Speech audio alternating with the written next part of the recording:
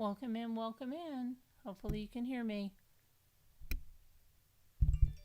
So this is day 3. Who's going to be on the stand today? I hope we get to see some police body cam. I don't think.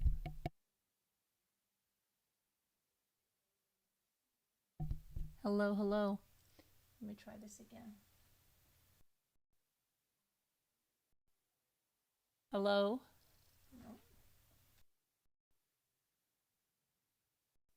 Hello? Hello? Hello, hello, hello? Hello?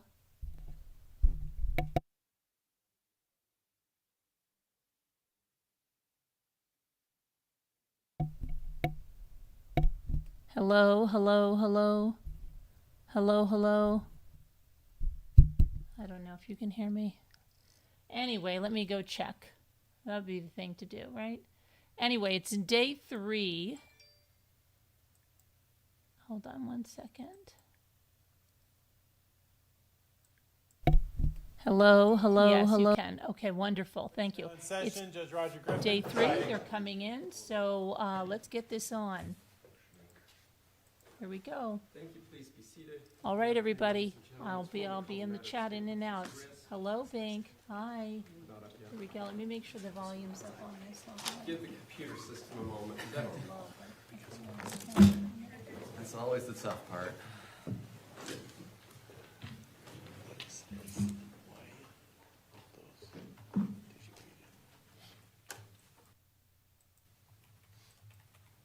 There we go. All right, so it's from the call the matter of State versus Grist, case number 24170. Okay, the volume's all the way. I'm going to mute. Jury is all present, ready to go. Mr. Pomeroy, on behalf of the state, is the state ready? Good. State is ready, Judge. Mr. Casper, on behalf of the defense. Are you ready on behalf of the defense? Anything we need to put on the record and discuss before we bring the jury out? No, Your Honor. All right, let's bring the jury out. Get started a couple minutes early.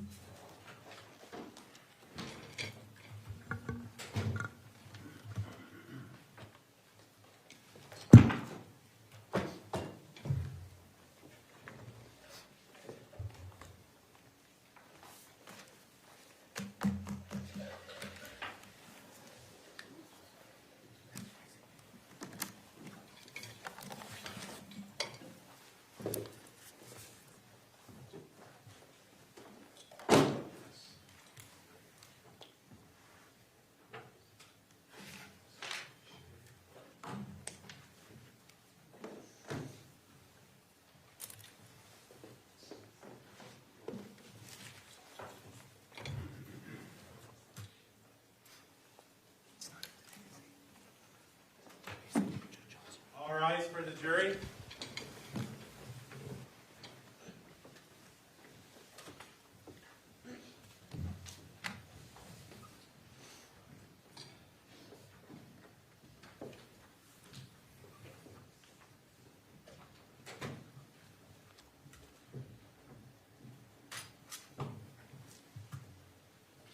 Thank you. Please be seated. Good afternoon, ladies and gentlemen of the jury. I'd like to thank you again for being on time. I have to tell you, you're the most on-time jury I've ever had, so thank you. Attorneys tell me they're ready to proceed forward. Mr. McCabe. Thank you, Your Honor. The state would recall Diane Restelli. Ms. Restelli, to come forward again, I'll swear you in for today's testimony as we've had an overnight break. Good afternoon. If you raise your right hand. Do you swear or affirm under the laws of the state of Utah, penalty of perjury, that the testimony you give in this matter today will be true and correct, so help you God? Thank you. Please have a seat up there. It's hot in here, Mr. McCabe. It's a little bit. Wait a minute, I'm going to...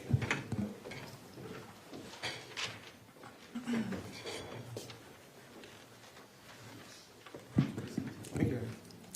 Good afternoon, Mrs. Restelli. Good afternoon.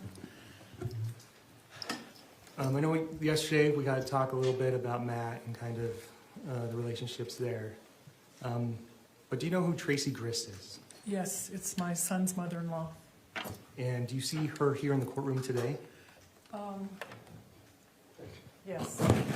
Can you point to her and identify something she's wearing? She's wearing kind of a dark blue dress. Well, court note for the record, she's identified defendant. So noted, thank you. When did you first meet the defendant? Pardon me? When did you first meet the defendant? Oh, probably sometime before they were married, probably, at the house. Do you recall roughly a year? It was before that, probably several years before. So 2016-ish? I know I saw her in 2016, and maybe a little bit before that. And how many times do you think you've spoken to the defendant? Maybe, if you count the telephone conversations, maybe 6 or 7. And when was the last time you saw the defendant in person? I believe it was at a Walmart in around the time of May of 2024.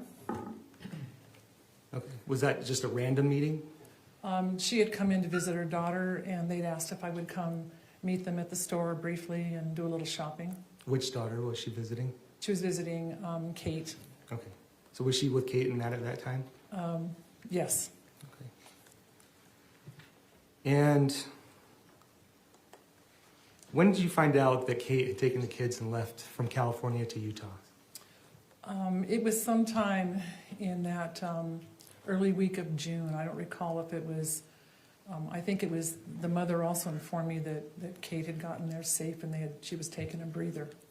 Okay, so you talked, who did you find out from?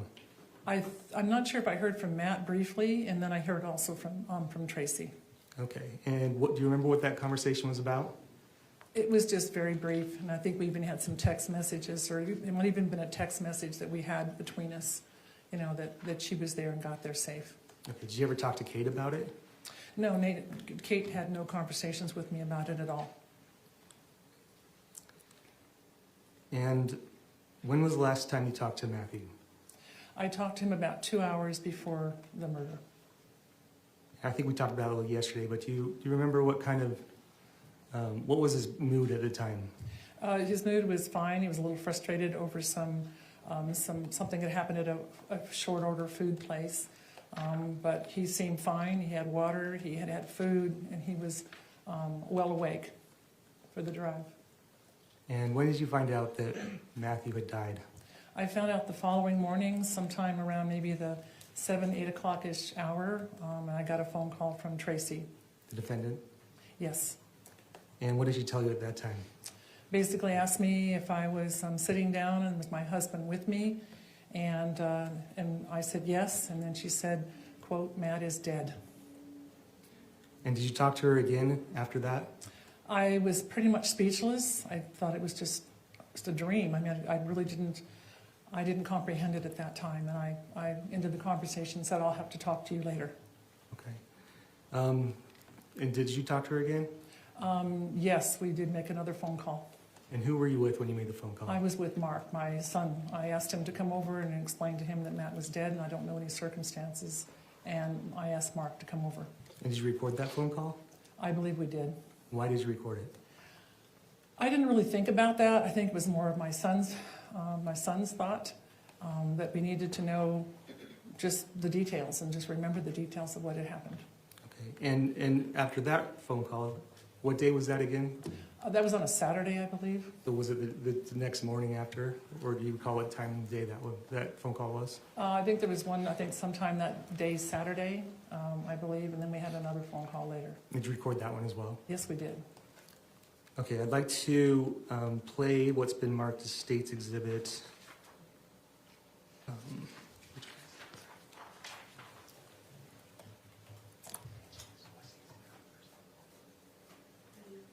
I'd like to play what is marked as State's Exhibit 34. Any objection, Mr. Facebar? No. Thank you.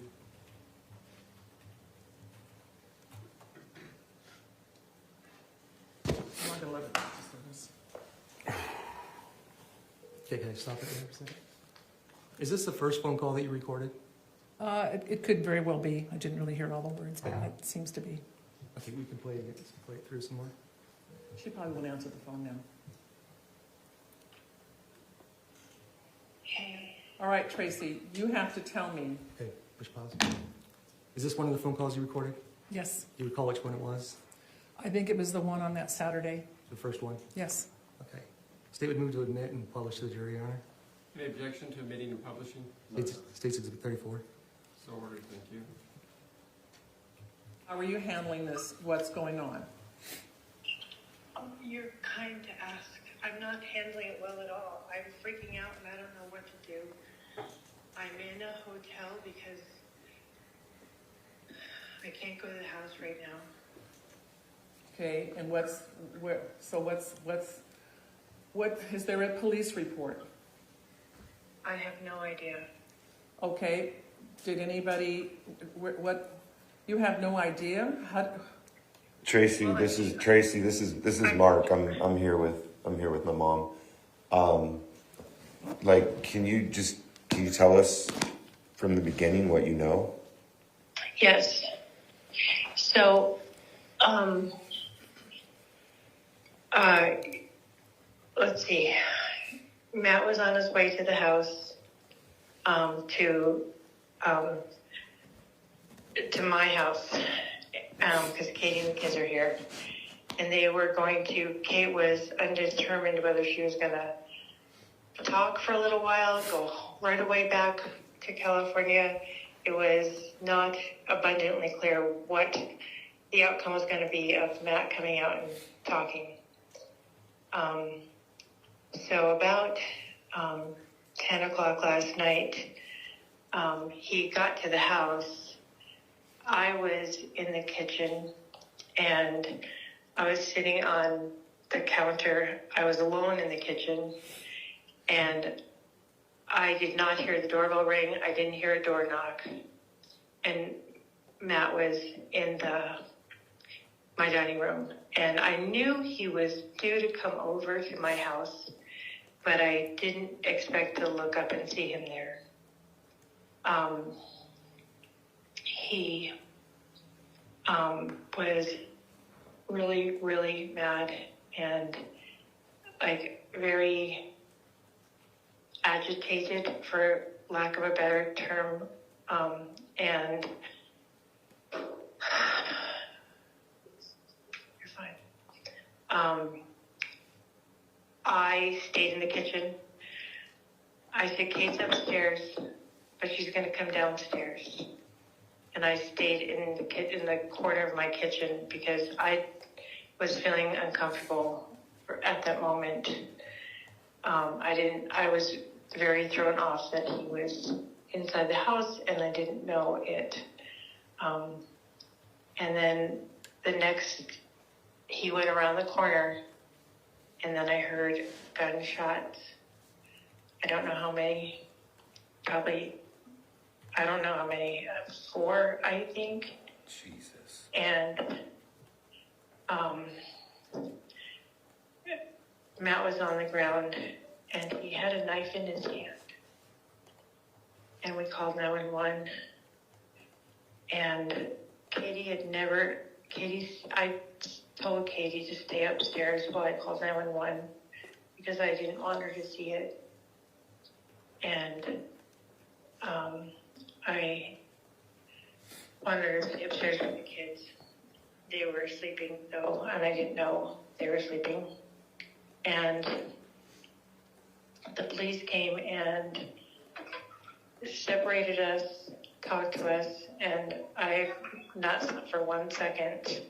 So that's why I'm really upset, and I'm in a combination of shock and sadness, and so my son Kevin was taken to jail after 6 or 7 hours, and I don't know what's going to happen. Did before the gunshots, did you hear an altercation? Did you hear No, screaming? Nothing? Just no, I don't.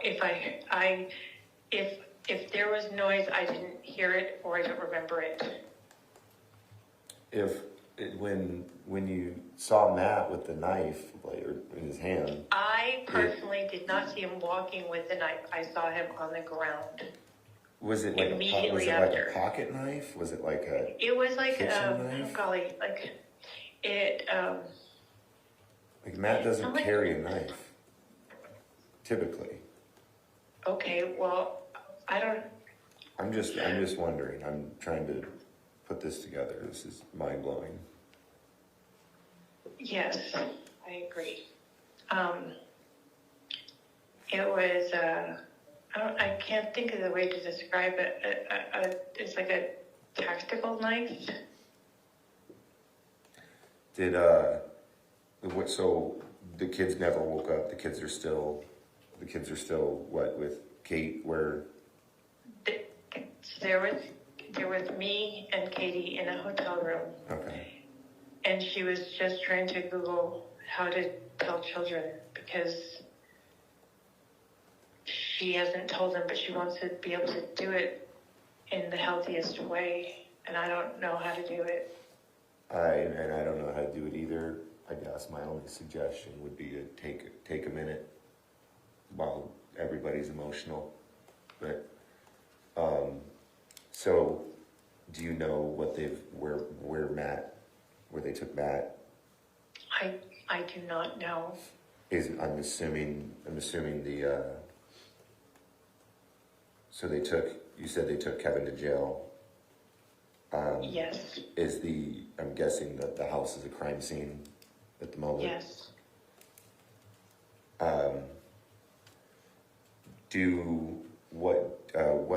What's the address and what's the law enforcement agency that was there that we can call to find out where Matt is? American Fork Police Department. Mark. Yeah. Mark. Yes. I'm really sorry for your loss. Genuinely sorry for your loss. Yeah, I don't know what to say. This is You know, I'm just saying it. what's the house number? 114 South, 920 East, American Fork, Utah. Now, was there any? I mean, I know Matt probably. I mean, driving out to Utah, probably not the happiest. But was there an altercation on the phone before this? Like, was there? I personally have no idea. I was at work all day yesterday, and I have no idea. I know I spoke to Matt about 7:20 that night. He said he was 2 hours out from Utah, and he was excited to be able to pick up his family and children. And I know I left a message a little after 10, that he arrive. So I know I had a conversation with him, and he was very calm, wanting to bring his family back. Yeah. I don't know what to say to that either. I don't know what to say. I didn't see anything myself. I saw zero. I stayed in the kitchen because I was feeling uneasy, and my reaction usually is I freeze. If there's some emergency. Did you know that your son Kevin had a gun in the house? It's my gun, and it was in a gun safe, and I moved it from my bedroom to the garage. To the garage in a gun safe, or Yes, in a gun safe. Yes. And your son Kevin knew where the gun was? Yes, he moved it for me because I wanted to make sure it was really high up. Because there was children in the house, and even though it's in a gun safe with a code, I just wanted it high up. was there a reason for the gun to be out of the safe like The prior to Matt's arrival? Or was it, like, did it come out of the I don't safe know. when I you don't got know there? when. Was it a I- scramble and race for it? Like, what? I do not know. Yeah. All right. I guess if there's any more information that you can share with us, later, please do. Of course. I am still in major shock, and I'm hurt to the core because I know how much he protected Kate through all of this. He never spoke poorly of Kate. Never. And he was really looking forward to bringing the family back.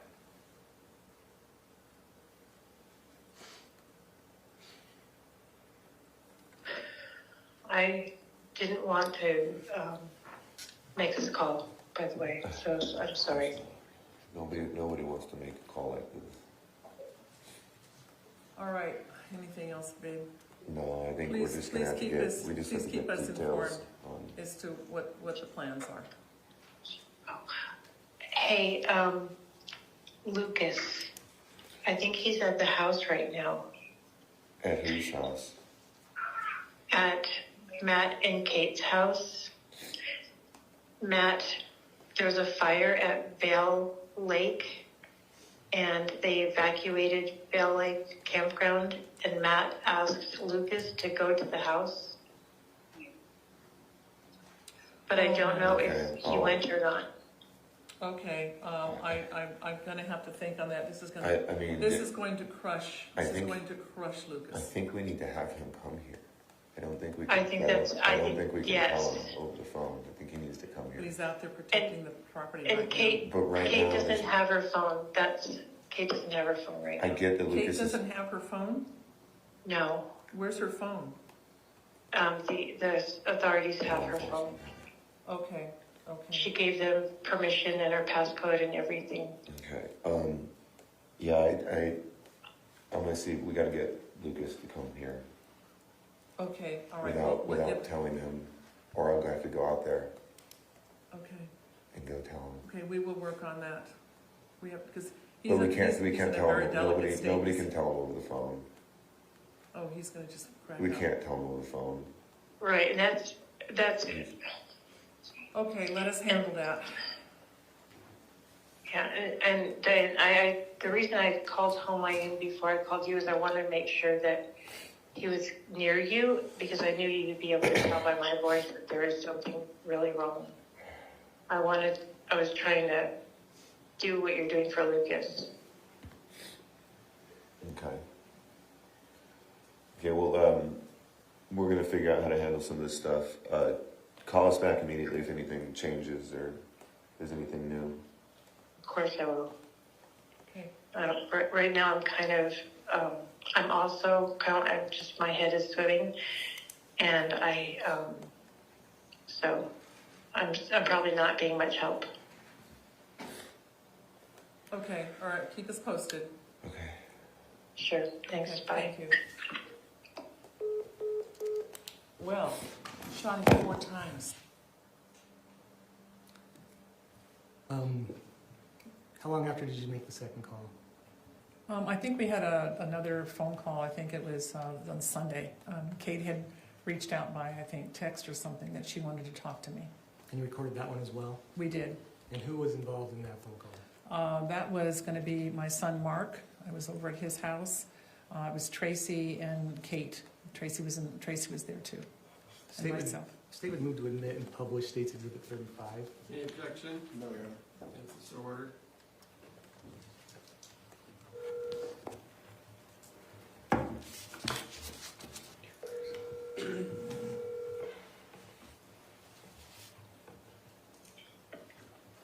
Hello? Tracy, it's Diane. Hi. Katie's downstairs and she wanted to talk to you. Okay. Let me go get her. Hang on a second. Katie, Diane just called.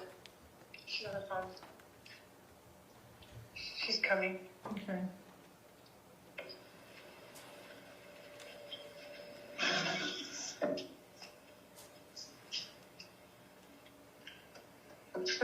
outside so the kids can't hear anything.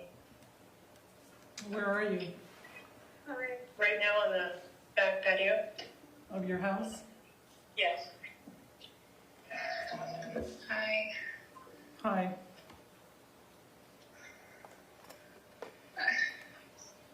I'm so sad right now. I'm unbelievably broken. I know you are sad, Diane. I can't imagine how sad you are right now. So tell me what's on your mind. I want a proper memorial for me. And the kids are my concern. The kids are just so sad.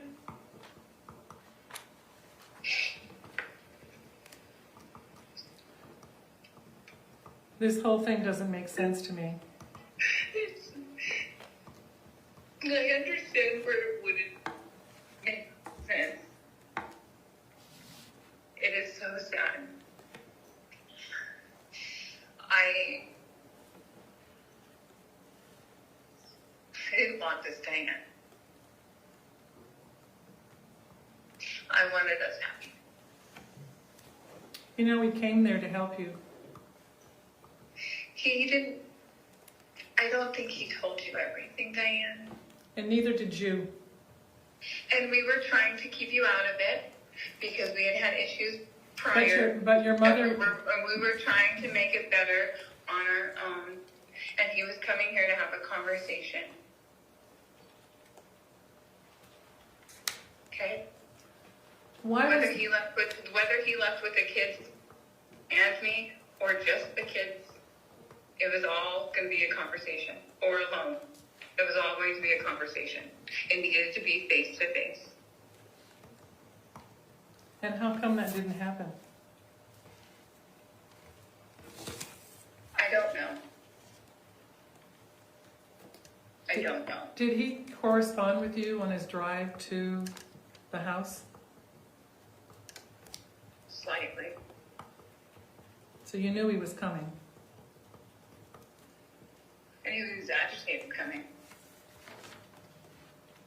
I know he was upset that he was coming. How come there was a gun that was out? I don't know. And who owns that gun? And I think, Diane, I was not downstairs. And to the best of my knowledge, that gun was in the garage. And I don't understand why that was part of the greeting for Matt coming to the house. I don't know, Diane. Honestly, I don't know. I wish I could give you more answers.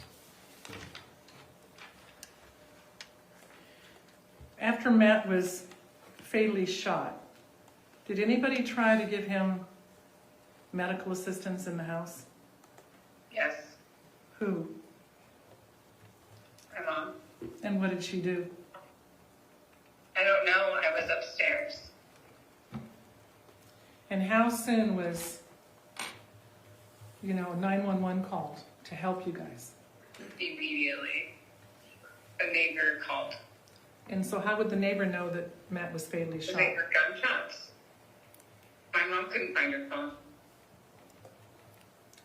I still don't understand why there was a gun that was present in all of this. And why your brother had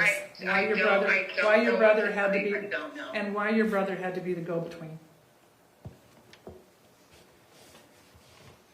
I don't know.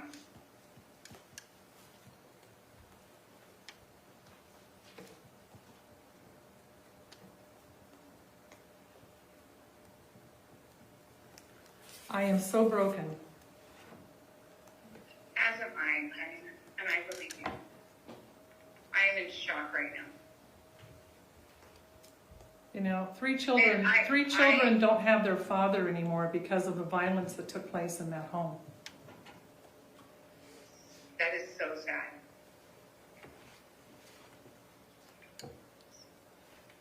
How come Kevin didn't call 911? How come Kevin didn't call? I don't know, Diane. Did you talk to Lucas?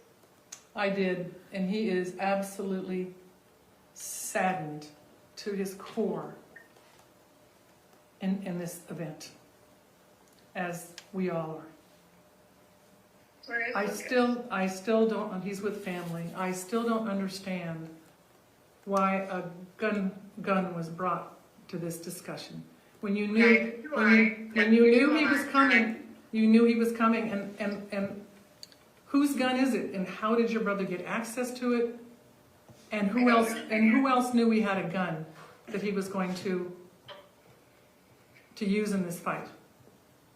No one, I don't know. I don't know, Diane. And what did your brother say happened? What did I he tell you? haven't talked to him. I don't know. And you don't know what he shared with even your mom. I have no idea. Kevin hasn't talked to my mom. You do know that this is totally out of character for violence to occur like this. I don't think that's true.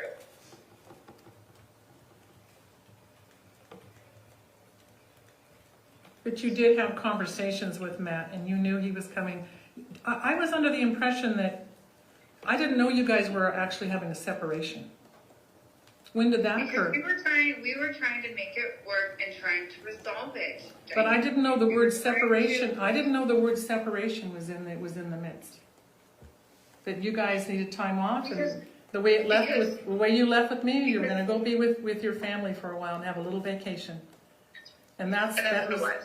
and that's what it was. and that's he what was it. coming out to have a conversation to figure out if that's what we wanted to proceed forward. So really, it was a vacation for you to come out.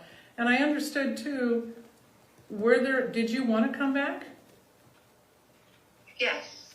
And it was honestly, it totally depended on the conversation that Matt and I were about to have, face to face. Because he can act any way on the phone, but how you act face to face is completely different. I wanted to have a conversation with him face to face before I got in the truck with him and went home. Well, again, I was unaware that this was a separation. I thought it was just a little breather for you because... We were trying to work it out between Matt and myself. Yeah. And I don't know that, I also was under the impression that you were going to try to come back and rent a car. What happened with the car rental? What happened with the car rental? Because I thought you were... Because I have an out-of-state driver's license, I could not rent a car on my debit card. Mm-hmm. My mom hit some hurdles and had no money. Her water got turned off at her studio, so she lacked hours, and she had an unexpected expense that she had to pay. Because that's why I was very happy that, after 3 weeks that Matt was going to help bring you back, because there was, these things, these glitches that were preventing you from, joining as a family. I understand. We were working on things and trying to make it work, and there were points where it was clear to me that he didn't want to go in the same direction I wanted to go in. And I feel like he knew I felt like that, and he was upset. Do you think that Matt was really going to kill your brother? I have no idea. And do you believe that this particular shooting was justified, that occurred in that house, that being killed was justified? Diana can't answer that question. I hear your mom in the background. She's giving you answers.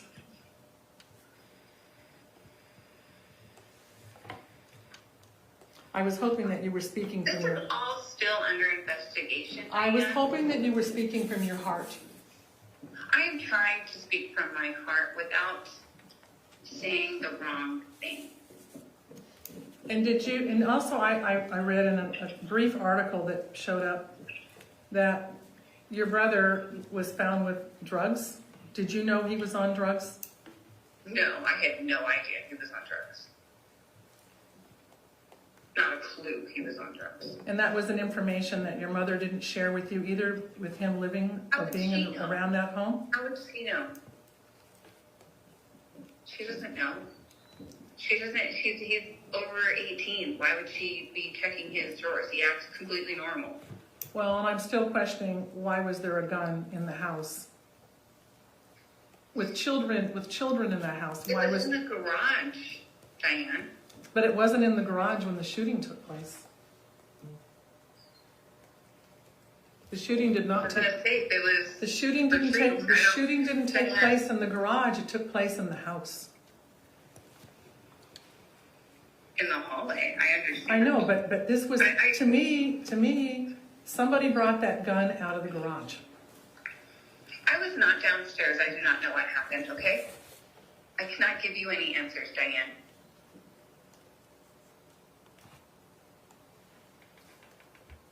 Did you, it also said in the article that I That am not Kevin- going to answer any more questions about what happened.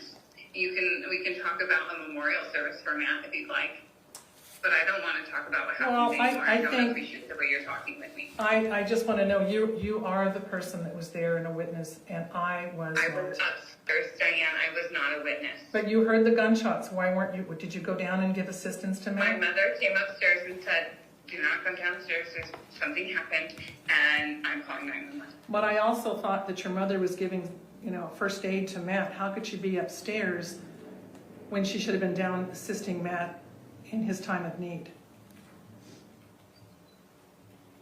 There's 8 minutes or 4 minutes. Diane, Minutes count when someone, once she figured out that she couldn't minutes say, count Diane, that somebody's bleeding to death. And the number of shots that they're saying took place is totally unimaginable. That's true. And what gets me is you knew he was coming, and he was there and happy to do so. But someone He was not happy with me. someone brought that gun in the house and turned it into a different fight.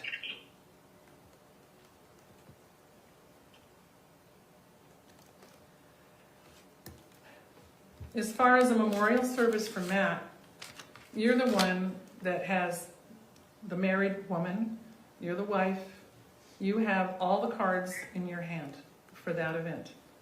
So, you will have to do what you wish to do. Okay, I have no money for any of that, so I will figure out how I will do that then. I don't understand even why you would want a memorial in light of the fact that Matt is being made as the negative person in this whole situation. I don't see where all of a sudden you want to have a memorial, something, positive for him, when this whole thing came down to, quote, a separation and all the other things you're saying. I don't know where this part's coming from.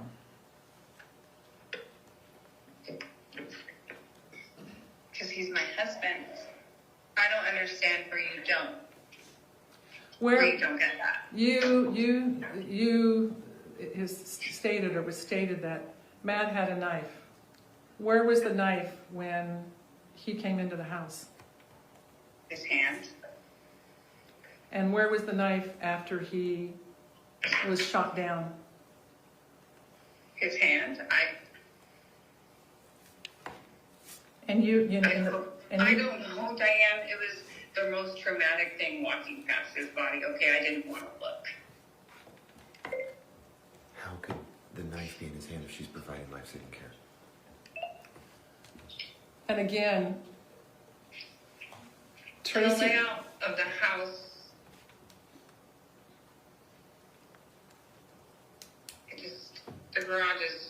next to the living room. And when Matt fell to the ground, he still had possession of the knife in his hand? Yes. And during all to my knowledge, yes. and during all the I life-saving don't- measures, the knife stayed in his hand. I don't know. You know, there's a lot of unanswered questions here. For everyone.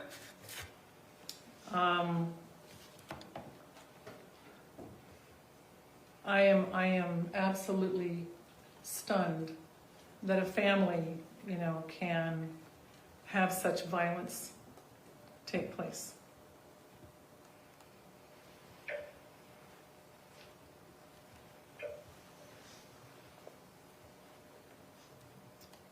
And, you know, you're just going to have to share your plans with me,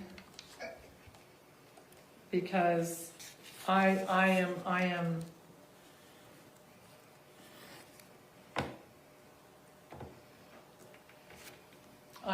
stunned. Is your mom still standing there? No, she went inside. You know, I have more questions for her. If you would like, I can easily call her back out here. She's just inside with the kiddos. Okay. Okay. Mom, you want to come back out here?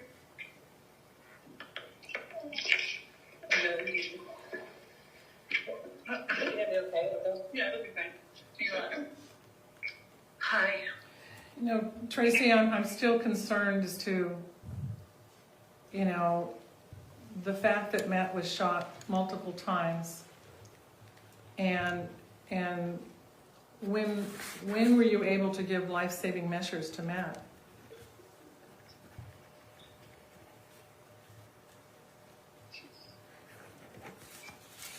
I'm in so much shock, and I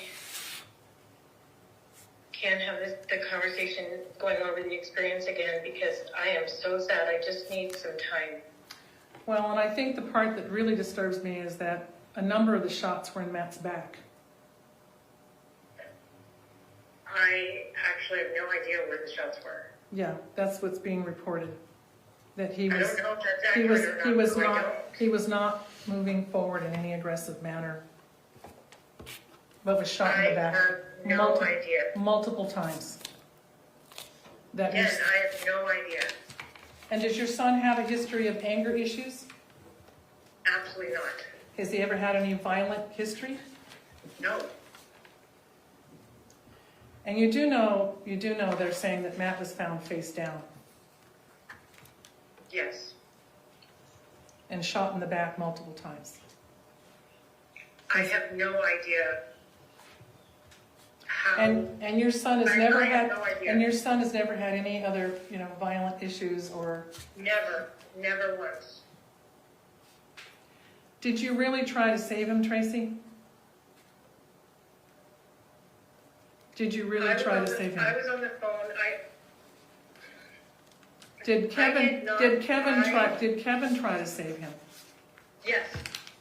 And what did he do? I don't know. I know he was checking first pulse and he was trying. I don't know what he did because there was a moment that I did run upstairs and say, "Don't come downstairs, Katie." So only he was really the one that was attempting to do something.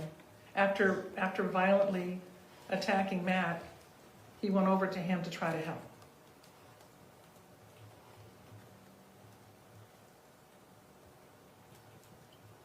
So you were not initially there to help as much as to tell Katie not to come downstairs to assist with Matt, with multiple puncture wounds in his body. I want to help you right now understand, but I don't think I can.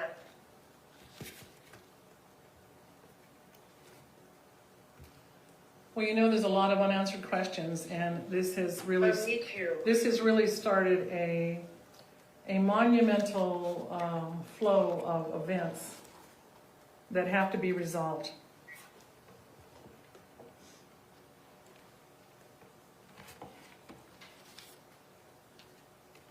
And I thought that they had found him, that he was face down during all of this. And how were you able to give CPR to rescue him if he wasn't face up?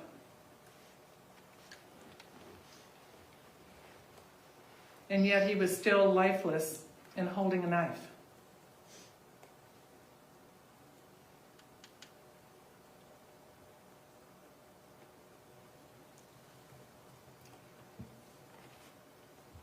This is a horrific situation. And I am heartbroken to the core over this violent attack.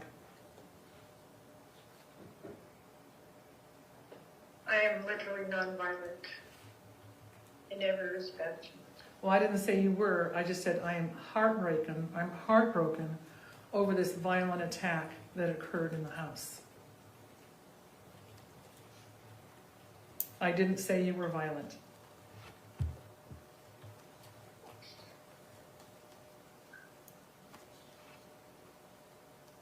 Well, Kate's going to have to figure out what kind of plans for a lot of things. And Do you know what you'd like to do for a memorial? Do you have any ideas? I have no idea for memorial, and I'm really not comfortable with a memorial at this time. I understand that. Did Matt say anything to anybody in his last breaths before he died? No, not that I heard. Not that I heard. It just seems incongruent that a family would hold a memorial for someone that they have just violently taken away.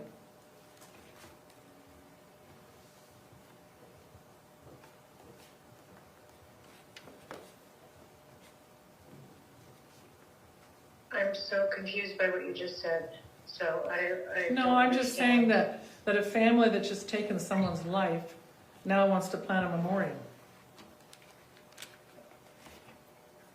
A memorial would be for the children's sake, and for Katie, and for... But Katie, as they're stating, is that she was separated, and they were agitated with each other in some way, according to her. I don't know why she would want to memorialize the situation. She was just taking some time to think things through. Right, and it didn't have to. The separation word was mine. I said, they were separated, but that was just something I said off the top of my head. It wasn't something Katie had talked about. I know. Well, I'm just saying that it just seems very insensitive to do a memorial when, Matt only came out there to help because no one seemed to have any money to bring her back. So I don't understand. It's almost like I don't understand having a great memorial when the brother was already set up and ready and armed to do damage. That is so not what happened. He had a gun, babe. He had a gun. He was ready. That's not true. Then why was he armed? Why was there a gun? I bought it.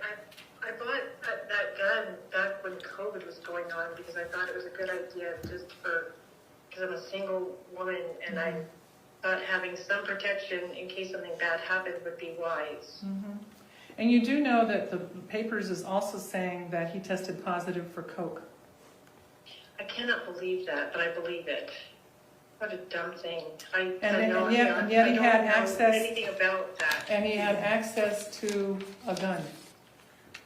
A gun that was not secured with children in the house. It was in a locked safe high up in the garage. And who had the combination or the lock to that safe? Obviously. Everyone but Rory, and well, Katie doesn't, but everyone but Rory. Okay, so your son had access to get to that gun if he needed it. Well, I asked him to get passports once. I'd asked him to get other things out of it for me. But he knew the gun was there. He knew the gun was, with the passport, and he took the gun out in anticipation of Matt's arrival. While on I don't coke. think that's the case. He had the gun when Matt arrived. Did he I go have no out to the idea. garage and get the gun and then shoot Matt?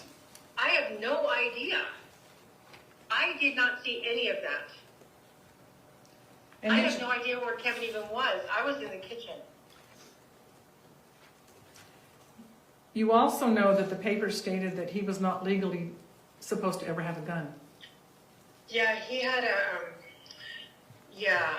And yet when he he had a broke gun. up with his girlfriend, his fiance, a few years ago, 3 years ago, he was calling her incessantly. And she got a protective order, so he wouldn't call her anymore. And yet, And he said that's fine because he was never going to go to Chicago again. but he also, in that order, was told he could never have a gun, and yet he had access to a gun. I forgot all about it. Since I forgot about it, there's a really good chance he didn't remember either because it was a while back and it was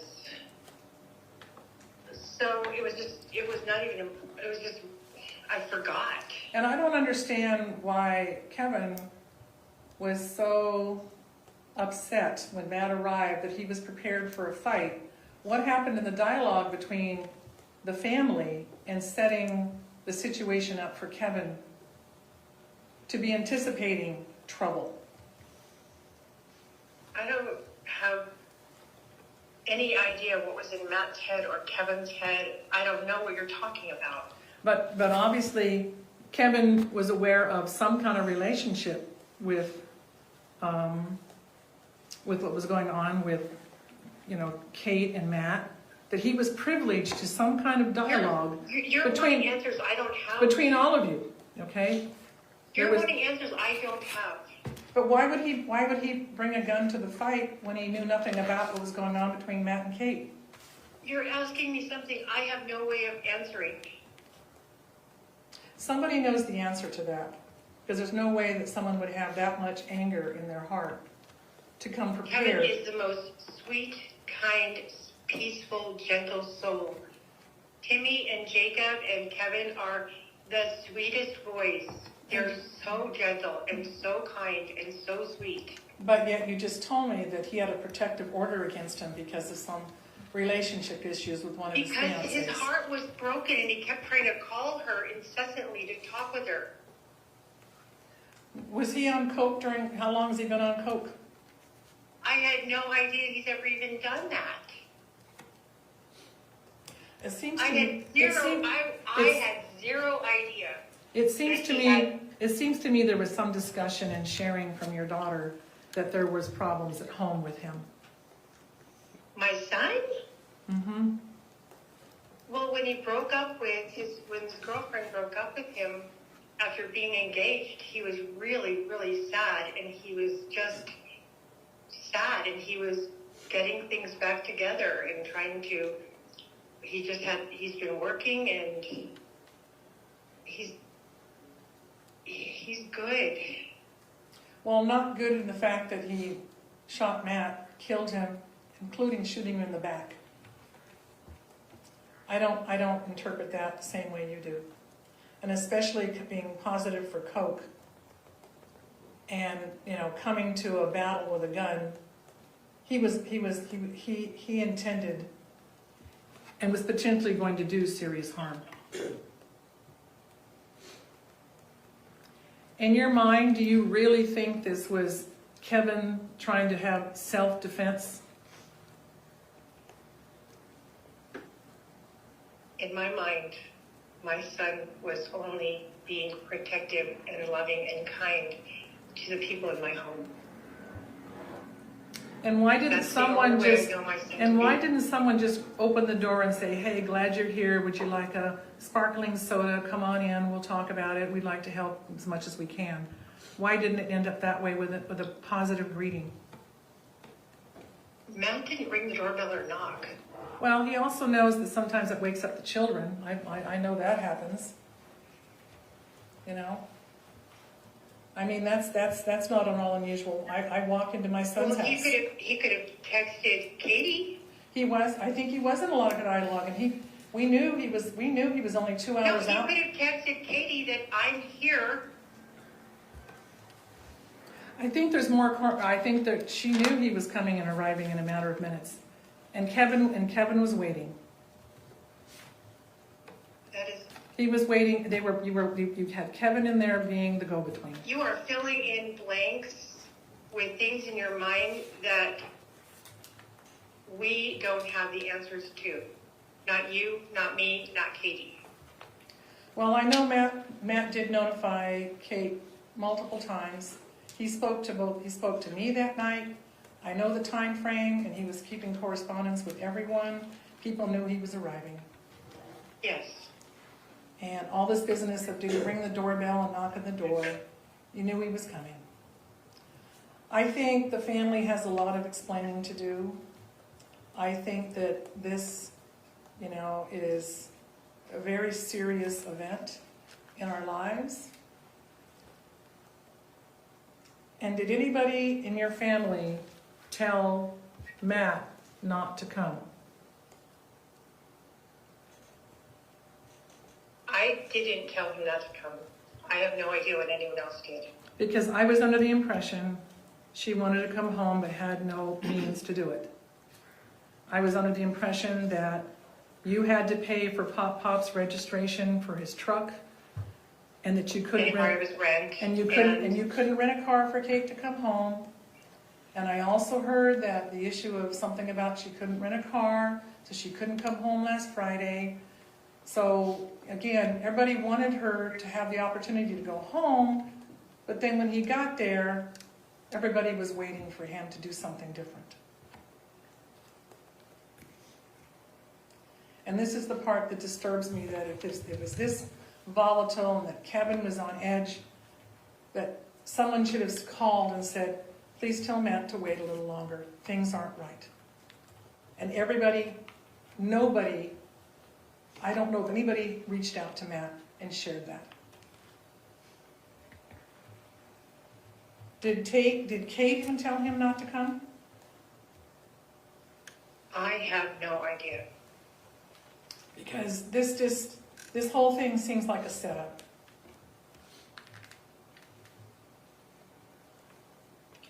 We would never plan to hurt someone. Well, someone planned with a gun in the house.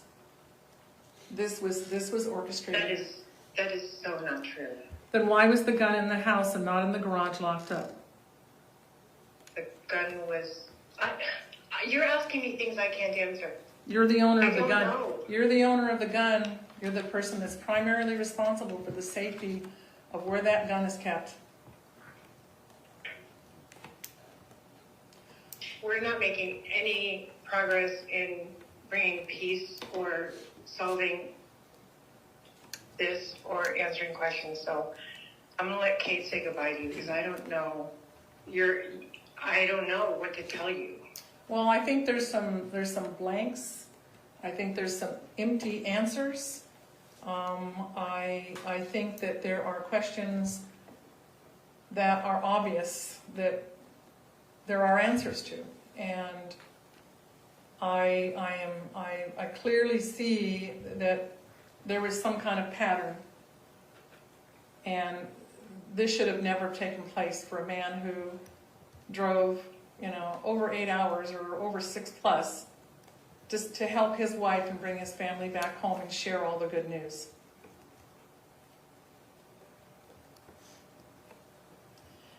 And I think some soul searching has to take place amongst, what really went on and why it happened and why the violence took place in that house.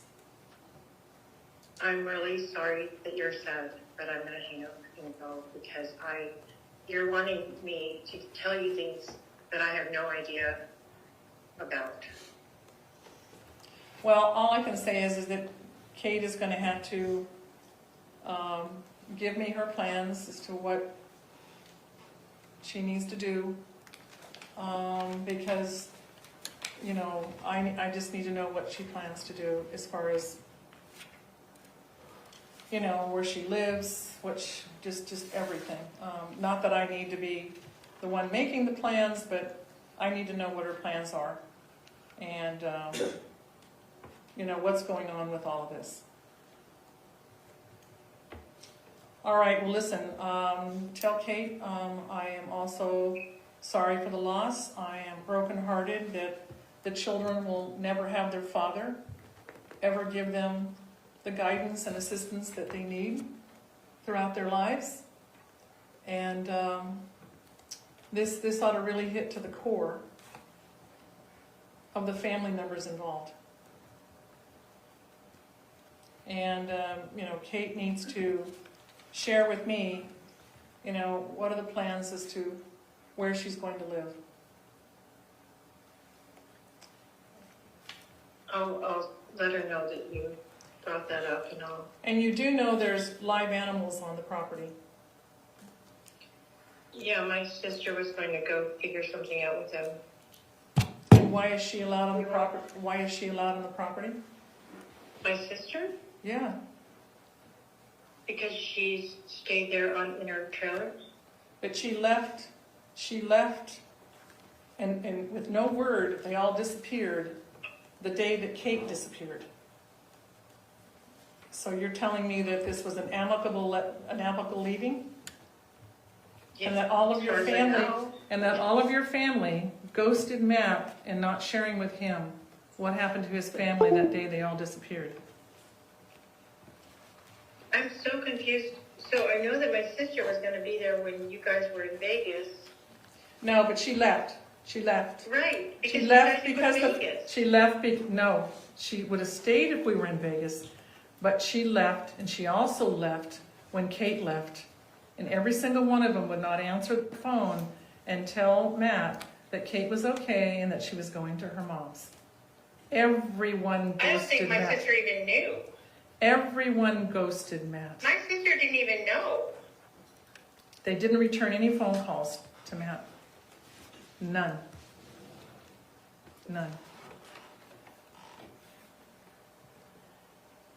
And I think that at this point, sister is not allowed. No one's allowed on the property except those who own the property. Okay. I'll let Kelly know. How are you going to take care of puppy dogs? Well, that's something they should have thought about 2 days ago. You know, Matt's been dead since Friday night before midnight. This is now Sunday. And it's amazing that no one from that family has even thought about asking us or anybody to go out there and to assist. I mean, that's heartless. Well, why didn't I don't even know what to say to that. Well, this is all part of when you take someone's life and don't realize all the consequences. I've got to go.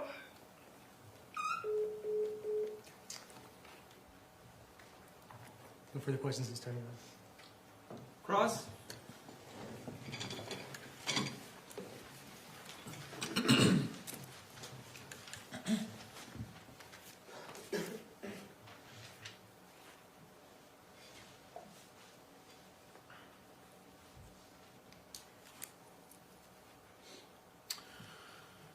Mrs. Restelli,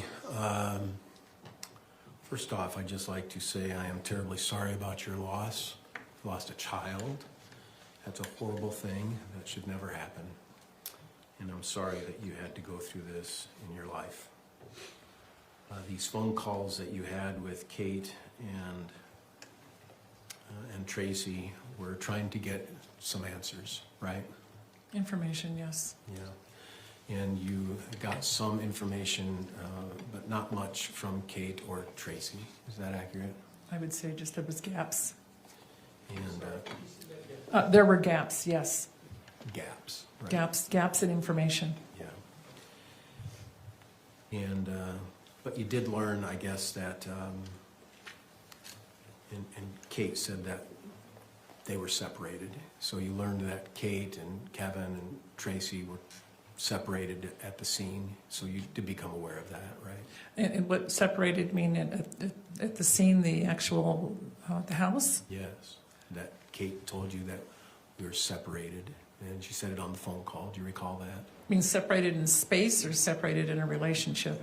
Not, I don't think in a relationship. Okay. I think separated in space. That's from what she said.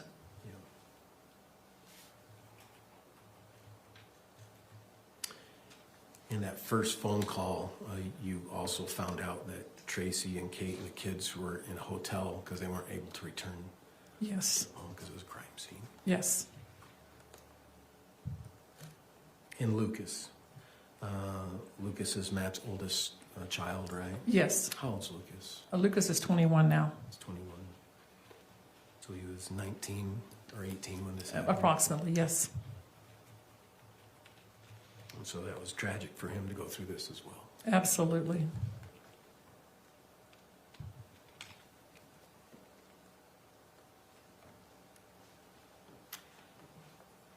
Well, once again, terribly sorry about your loss. I know these are hard times, and I have no further questions, Judge. Thank you, Mr. Facemeyer. Mr. Batavi, any redirect? Oh, Your Honor. Thank you.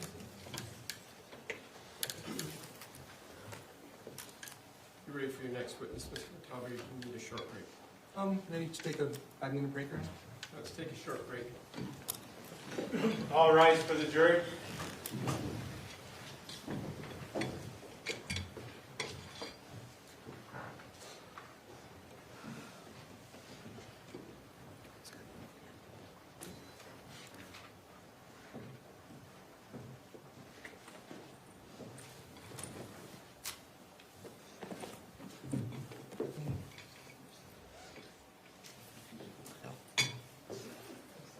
Thank you. Please be seated. Is there anything we need to put on the record outside the presence of the jury from the state?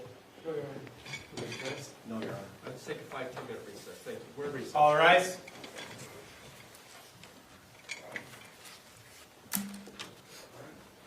Thank you.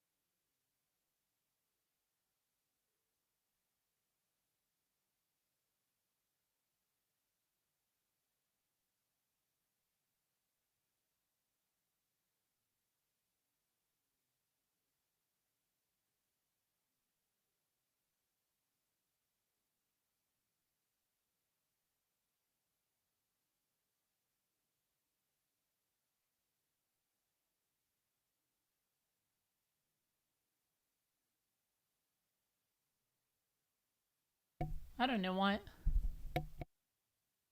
I don't know why I'm doing this on here.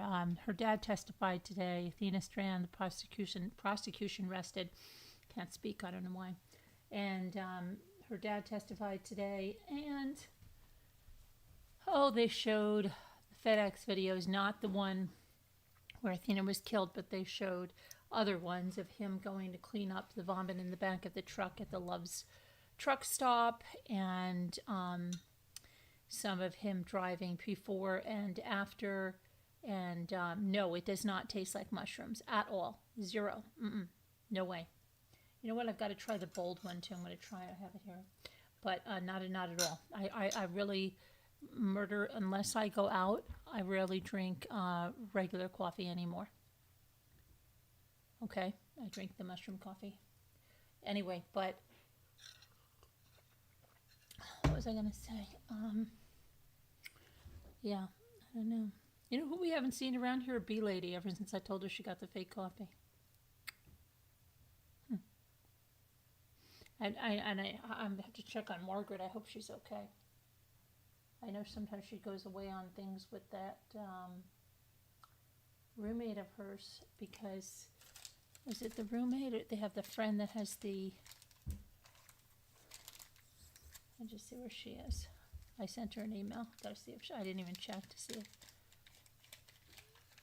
Doesn't taste nor does it smell like mushrooms.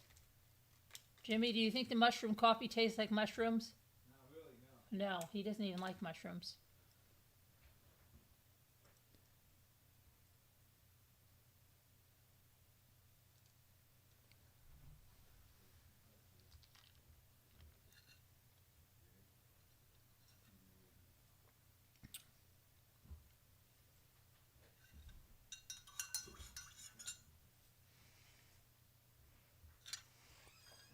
Wow, this is so hot. What was that?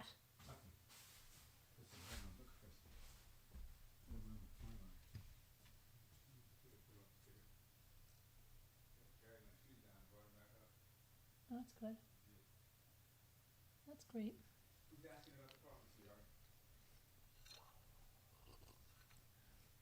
Murder of crows.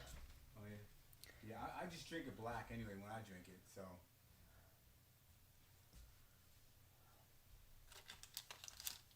Did you use any of that extra cream? For me? Yeah. No. Oh, somebody must.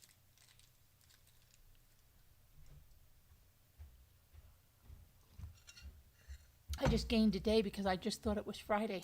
Isn't that crazy? Just thought it was Friday. Yep. Which means I thought yesterday was Thursday. Yeah. That's exactly right.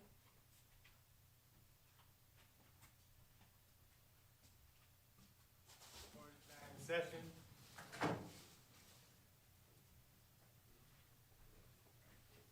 Oh, here we go. All right, let me mute. Hold on, I'll mute. I go now. No, Mr. Facefire. Yeah, would you bring her back? Would you mind going and getting Mr. Facefire, Mr. Brown? Yeah. Thank you. I did. Okay.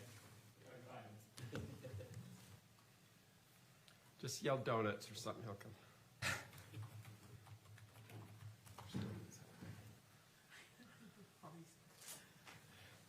They had donuts in the workspace. That's why that popped to mind.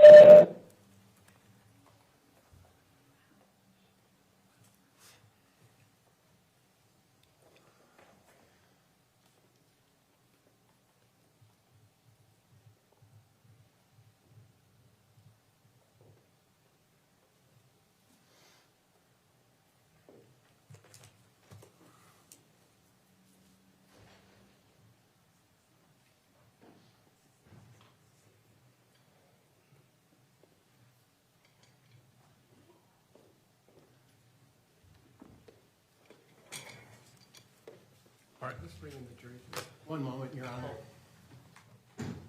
at my car. Well, it'll take him a minute to walk all the way around. She was as far as she was. Yeah, he's going all the way in to get them, I should say. Mr. Watabe, who's your next witness?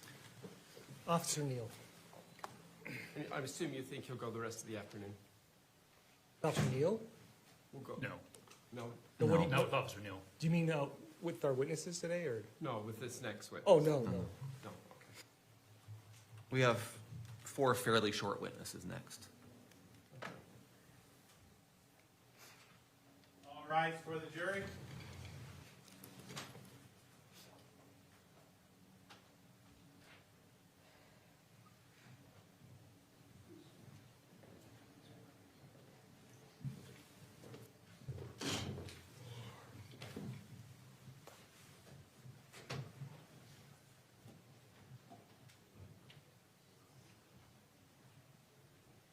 Thank you. Please be seated.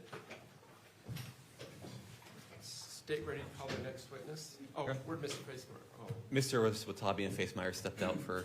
just a moment. The two lead attorneys stepped out just as you were walking in. All right, Mr. Watabe, you ready for your next witness? Yes, Your Honor. State with Officer Neal. Officer Neal, if you'll come forward, please. If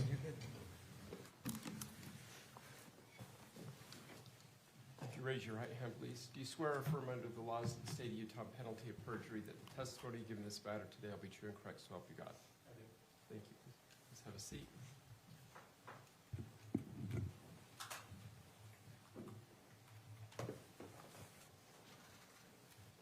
Good morning, Officer Neal. Or afternoon, apologize. Good afternoon. Will you state your name and spell your last name for the record? It's going to be Anthony Neal. Last name is going to be Neil. And what's your occupation?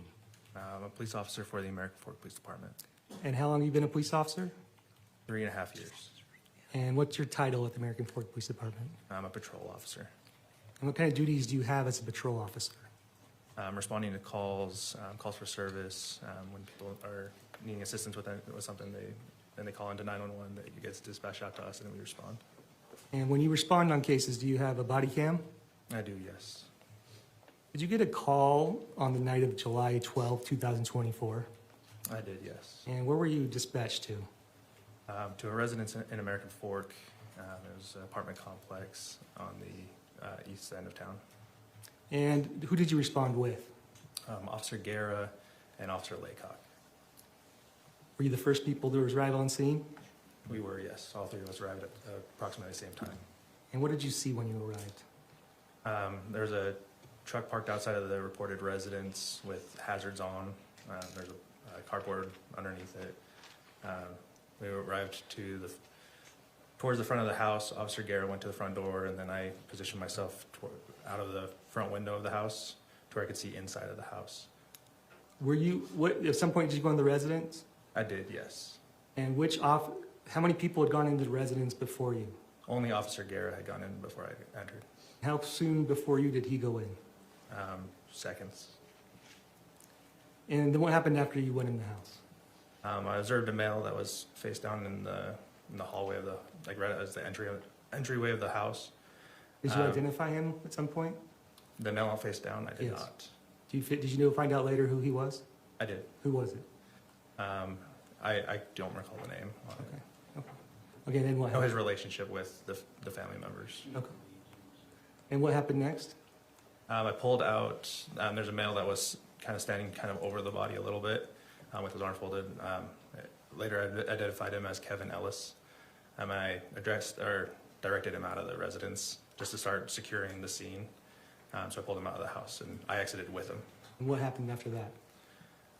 We exited the house, we went into the front yard of the residence, and as I was talking with Kevin, I observed that a female was outside of the front door of the residence. I had called her over towards me, later identified her as Tracey Grist. And then, so at that point, who else was outside? At that time, it was me, Kevin, and Tracey. Okay, and what happened after that? I asked if who the person was that was face down in the entryway. She said that it was Tracey stated that it was her daughter's husband. I asked where her daughter was located. She said that she was upstairs. I asked if she had the firearm because we had reported of shots fired. She said that she didn't have the firearm, and so I asked who had the firearm, where Kevin said that he had it. Okay. And what did you do after that? At that point, I separated Tracey from Kevin. I directed Kevin towards the front of the truck to sit down, and then Tracey towards the back of the truck also to sit down. Did you search Kevin at that point? Shortly after, I did search Kevin's person. In his right pocket, he stated that he had his holster and identified that it was there. It was an empty holster. Left it on his person, and then continued searching him. Nothing else of note was found. And then what happened? After searching Kevin, went over to Tracey, performed a search on her to see if there was any weapons. No weapons were found on Tracey's person. And at some point, did anybody else come out of the house? After that, another female was at the front door, escorted by Officer Laycock. I directed her, because she initially started walking towards Tracey, and my goal was to keep everybody separated. So I directed Kathryn to a position in the yard, away from Tracey and away from Kevin. So the third person was Kathryn? Correct. Do you know her last name? I don't recall the last name. Okay. And at some point, did they stay separated? The defendant and Kathryn? After I had identified Kathryn and Tracey, I went over to identify Kevin, and so I directed Officer Stimson over towards Kathryn and Tracey while I identified Kevin, and at that time I observed Tracey moving towards Kathryn, so I directed them to stay apart from each other again. And who's Officer Stimson? Officer Simpson, he used to work for a police department. He was one of our patrol officers. At the time, he was on what's called a ghost week, where he's being evaluated to be able to see if he's ready to go by himself as a police officer instead of being in that evaluation process. So how long, was he even a full-time police officer at that point? He was full-time, just not by himself yet. He was still being evaluated. But how long had he been with the office? Approximately, I want to say 2 months. Okay. I'd like to show you what's marked. And do you know if Officer Laycock had a body cam? He did, yes. And did Officer Stimson have a body cam? He did, yes. I'd like to show you what's marked and just a witness at this point is State's Exhibit 133.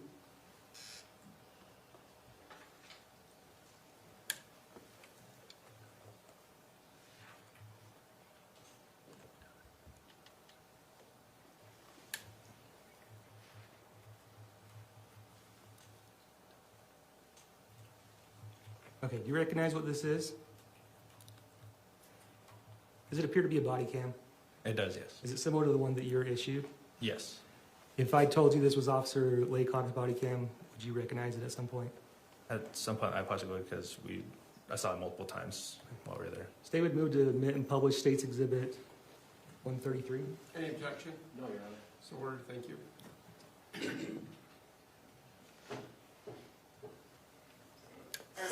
I'll have you come out here with this officer, okay? Okay. I don't. You're okay. It's okay. It's okay. What's going on tonight? It was my cousin. He was supposed to come here and attack me. Okay. I was upstairs waiting for him to come down.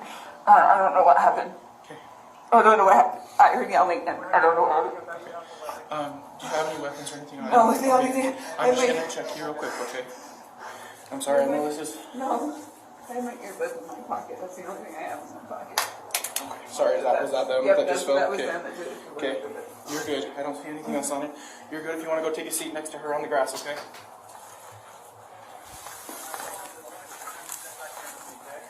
I searched her for weapons. She's good. And who's that officer that Officer Laycock's body cam picks up in the camera? That is me. Okay, what have you just done in the video? So Tracey, again, when she was walking Kathryn was walking towards Tracey, and that's when I directed her to a separate spot of the yard away from Tracey. Okay, now I'd like to show you what's marked as State's Exhibit 134.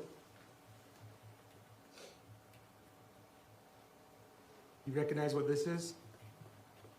This is another body cam. You know whose it is? Right now, I do not If I told you it was Officer Stimson's, would you believe that? Yes. Okay, can you see yourself in the video? Yes. Where are you?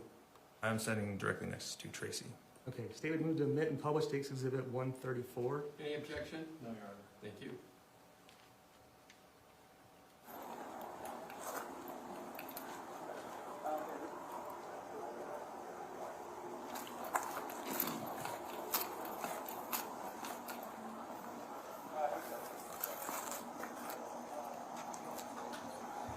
What's your name, man? Kevin? What's going on, Kevin?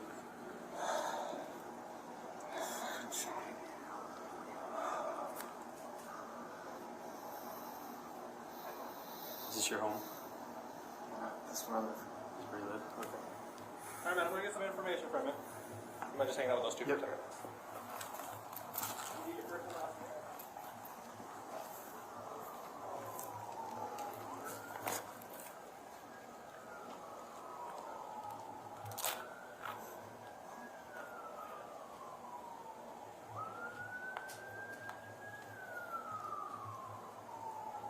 I'm just hanging out with you guys. Can you what? hold my daughter? Yeah. You can, yeah. Were you separated by officers? What? Were you, did the officers separate you two? Yeah, I think so. Okay. I don't know. Okay. If you would like to sit next to your daughter, you're I welcome want to. to talk to her. No, that's okay. Neil, are they okay sitting next to each other? Oh, okay, never mind. I'm sorry. Oh, can I I'm sorry. Can I just hold her hand? I do need you to be separated. Fine, fine. But that was my bad. If you want to pick up your phone and come back over here where you were, that would be great. Fine. That's okay. We're gonna go through an interview process. We typically will keep all parties separated. You'll stay right here with me. I'll just have you just stay separated for right now. Kevin, I have no idea what to do, so don't say anything, please, because I don't know what. Okay. Hi. This is a hard situation. We really need you to be patient so we don't have to move you guys around, okay? Hi. All right? Uh-huh. Huh? Yeah. Yes.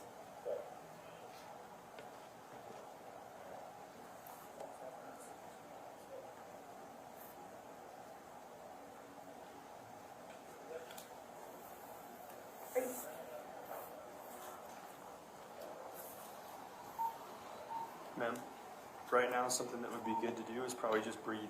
Just take deep breaths. Okay? And not speak to anybody else, okay? Okay. Good kid? Okay.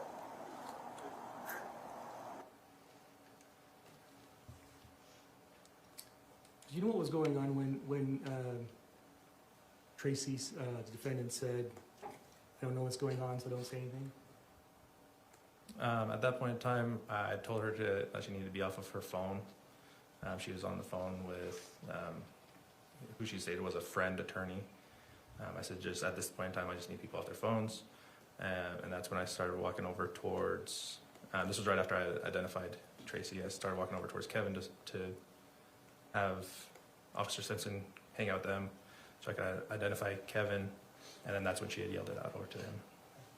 I could show you what's been marked as State's Exhibit 49. Do you recognize what that is? So that is the entranceway into the residence. And do you know what the photograph is from? It's from my body cam. Okay, does it fairly and accurately represent what you look like at your body cam? It does. Is this, and at what point is this, what point of your body cam is this? Is this the first time you entered the residence? Yes, it is. And that's what it looked like when you walked in? Yes.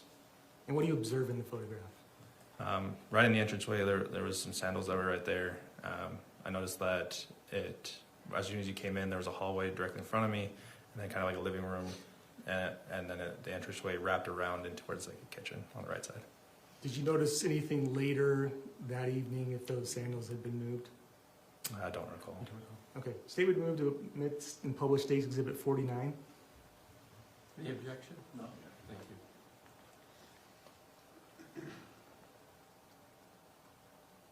Move to publish.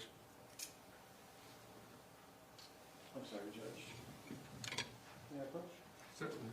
Let's take it down for a second.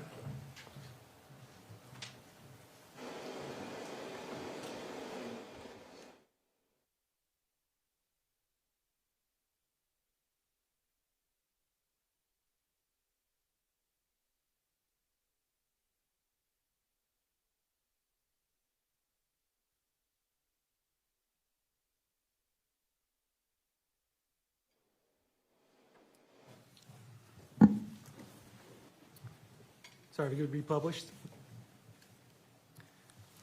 And just to clarify, you were the second person to go in, seconds after Officer Guerra, is that correct? That is correct, yes.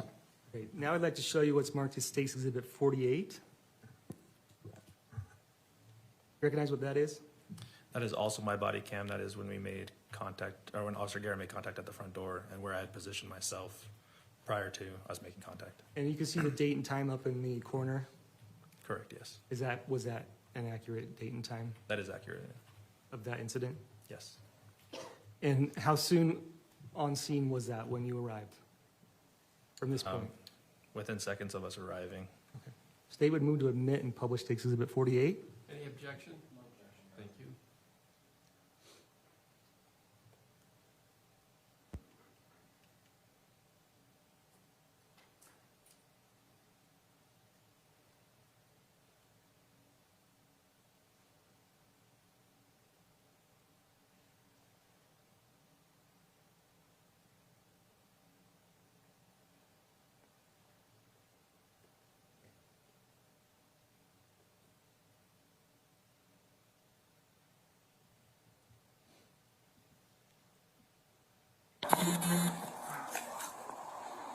Get patient condition in there. Who's this and that's inside?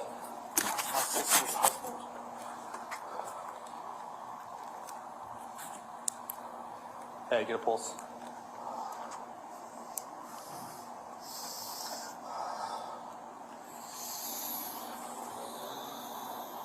Okay, come here. Please come here. So, sorry. Who is... In the house. So who is this that's in there? That is my daughter's husband. Okay, where's daughter? My daughter's upstairs. Does she still have a firearm on her? My daughter, no. Okay, who had the firearm? I You did. had the firearm? I already showed her where it was. Okay. It's inside. Sounds good. That was it. So I'm gonna have you take a seat right here. I'm gonna have you take a seat over here.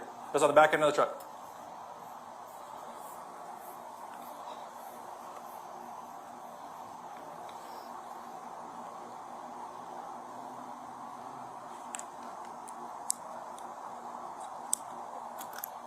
Do we need to get a hold of one?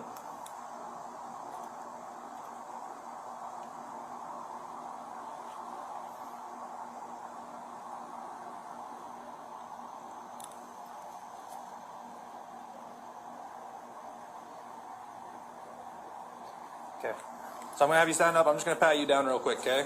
You don't have any weapons on you or anything like that? Nothing to be made aware of? I've only got the holster that was in my pocket. That's it. Okay.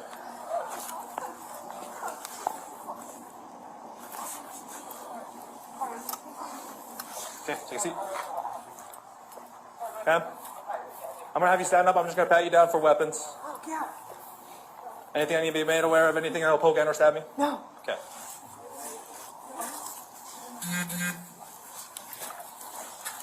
Any pockets? No. Okay. You're going to take a seat.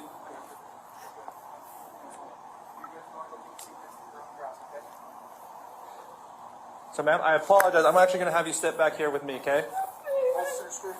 You were searched her? Okay. I'm going to have you just take a seat right here. There's those for you. Till we kind of go through an interview process, I'm just going to kind of keep you guys separate, okay? What's your name? My name is Kathryn. Kathryn? Okay, Kathryn. I'm going to ask for some information from you, if that's okay, okay? Yes.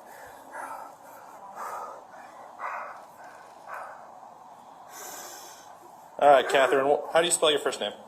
Kathryn. Last name? Restelli. Restelli. Okay, what's your date of birth? December 15th, 1987. 1987? Okay. Just stay sitting right here, okay? I'm just going to keep you guys just separate until we can kind of go through an interview process with you guys, okay? Sure. I appreciate it. All right, ma'am? Ma'am? Is it okay if I just have you just off the phone just for a second? Yeah, Richard, let me call you right back. The police officer asking me to be off the phone. Yeah, just for right now, just kind of while we're going through a process with you guys. That's fine. I do need to get some information from you. Can I get your first and last name? Tracey, Tracey. Last name? Grist, Grist. ST? Does this look correct? Yes. Okay, what's your date of birth? 5/28/65. Okay. Yeah, just for right now, I'm just going to be asking you just to stay off your phone, okay? I was calling my friend who's an attorney because I'm worried about my son. Okay. Whose son? Is this son over It's here? my son. Okay. You guys will be more than welcome to give them a call. This is like a friend attorney or? Yes. Okay. Just give us a second, then I'll let you make a phone call if that's okay. Yes. Okay. I'm not saying that you guys won't be able to make phone calls. Yeah. Just for right now, okay? Okay. All right, man. I'm gonna get some information from you. You mind just hanging out with those two for a second? Let me get your first and last name. Kevin. Kevin. Yeah. Grist, is it? Ellis. E-L-L-I-S. Oh, sorry, what was that? E-L-L-I-S. Ellis? Yes. Okay, and what's your date of birth? 11/13/90. Okay, does this look correct? Yes. Okay. Do we need to notify 1J? Or 5J1? Yep. You want me to make the call? You got it? Okay.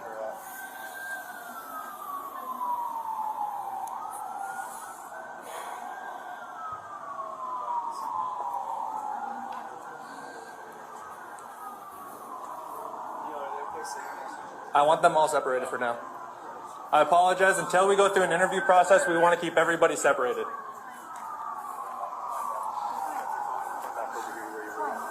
Sorry, just until we gotta go through an interview process, we typically will keep all parties separated. He'll stay right here with me, and I'll just have you just stay separated for right now, and then. I have no idea what to do, so don't say anything. Hey, we need people not to talk to each other right now, okay? I know this is a hard situation, but we really need to be patient so we don't have to move you guys around, okay? All right? Huh? Okay.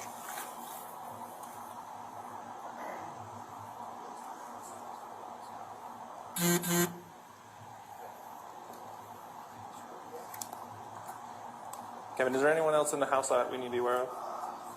There are kids upstairs. There are kids upstairs. There are kids upstairs.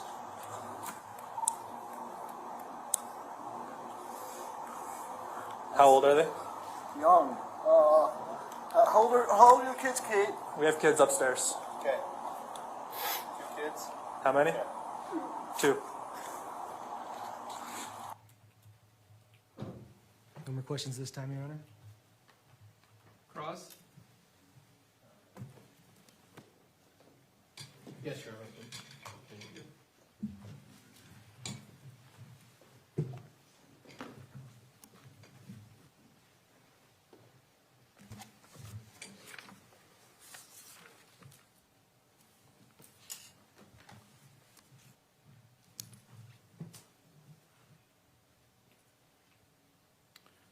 Officer Neal. So you hadn't been an officer very long when this event took place, is that right? I had not, no. And but you were following some protocol, weren't you? Yes, I was. One of the protocols was to separate persons at a scene, is that right? That is correct. Is that something you're taught? Correct, yes. And where did you learn that? At the Post Academy. And when did you do post? It was, I believe, 2023. I'm sorry? I believe 2023. Thank you. Sorry. I didn't know if that was him or me, Judge, but and can you describe what post is? Post is state. It's monitored by the state to be able to train upcoming candidates to become officers, teaching them protocols, teaching them about the various laws, how to read law, and then how to conduct yourself as an officer. Crime scene protection, all sorts of different trainings. Correct. Am I right on that? Yes. And probably some weapon training. Correct, yes. Just general law enforcement training. Correct. Right? What does POST stand for? I wouldn't be able to tell you the Police officer something. Does that sound right? Yeah. Yeah. And where did you do POST at? It was up in Sandy at the State Post Center. Yep, that's one of the more popular post sections, isn't it? It is. And as part of your investigation in this case, you separated the persons who were there, correct? Correct, yes. And you also had some interaction with law enforcement to assure that you were properly protecting the crime scene. Is that correct? Correct, yes. And then also you wrote a report. Is that right? I did, yes. And have you had an opportunity to review your report? Not today, no. Did you do it in the past few days in preparation for today's trial? I did, yes. Okay. And in your report, do you recall when you completed your report? Like the time? Yeah. I don't recall the exact time. Did you do it on a different day? Did you do it on that shift? Do you recall when you did that? I wouldn't be able to tell you the exact time, like the exact day or time. Do you have your report on you? I do not. May I approach a witness, Your Honor? Yes.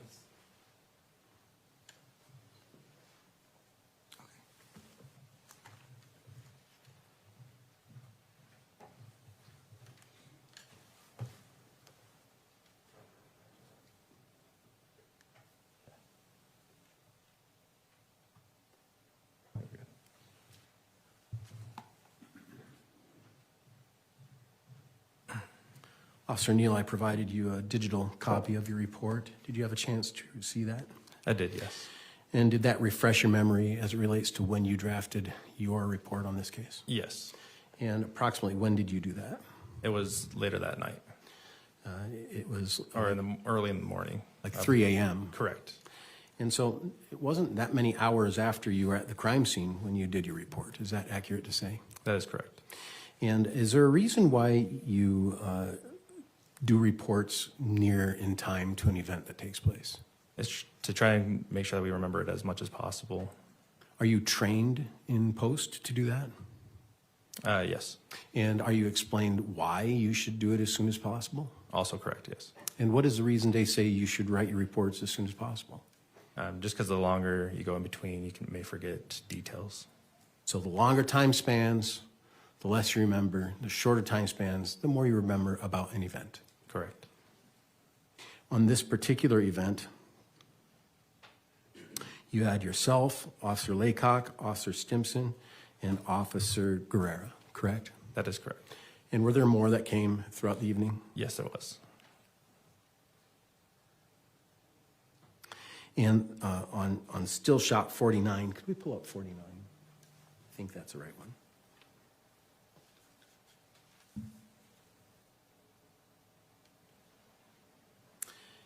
You recognize this photo? I do, yes. And this photo is a still shot from a body cam on your entrance into the residence. Is that accurate? That is accurate. That's the first view you see in that home, correct? Correct. And what's directly in front of you as you look through the door? The sandals on the floor. And what's eye level? A fireplace. Yeah, a wall and a fireplace. Yeah. So as you open the door, you're sort of standing in a living area. Is that right? Correct. All right. And is this picture what you recall in your own mind? Correct. Thank you. I have no further questions. Thank you. Any redirect? Just real quick. When you entered the residence, did you see a screen on the door? On the door of the residence? Yes. I don't recall. I could show State's Exhibit 49 again. You see what do you see in this picture? Just an open doorway. Do you see a screen in front of it? No. What do you see on the right? Right. I know what I saw when I came into the residence, but I don't recall like right immediately inside. Okay. No further questions, Your Honor. Will this witness be excused? Yes. Yes, Your Thank Honor. you, officer. Call your next witness, Mr. Thomas. So we'll call Detective Nicosia. Detective Nicosia. And maybe he be excused from his subpoena, Your Honor. Any objection? No objection. You're excused, then. Officer, thank you.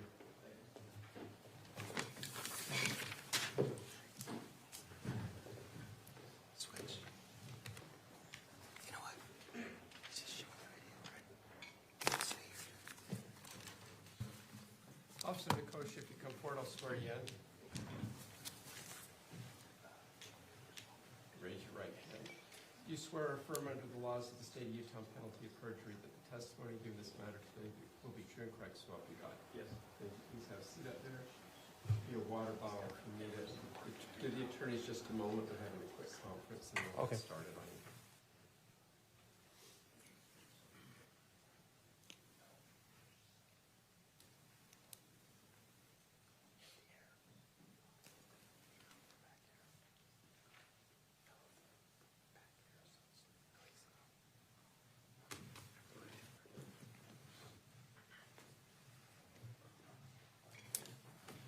Detective Nicosia, would you please state your full name and spell your last? Wyatt Nicosia, Nicosia. And Detective Nicosia, where are you currently employed? With the American Fork Police Department. And how long have you been with them? About 7.5-ish years. How long have you been a detective? About 2 years. In order to become an officer, did you go through post? Yes. And when did you do that? Probably 7 years ago. Yeah, 7-ish years ago. And did you do any sort of particularized training to become a detective? Just in and outs of patrol work, yeah. It's more experience-based? Yeah. Okay. What were your duties on July 12th of 2024? At the time I was called out and was asked to help with the investigation of this case. Okay. And what were your overall duties? Were you on patrol then? Were you a detective? I was in investigations as a detective. Okay. And what were you asked to do when you were called out on this case? I was told that an individual is going to be coming to the police department, and I was asked to interview that individual. Okay. Did you ever go to the scene? Later. Sorry, prior to that interview? No. Okay. And who did you meet with on the evening of the 12th? His name was Mr. Kevin Ellis. And did you conduct an interview with him? Yes. Did you record that interview with your body cam? Yes.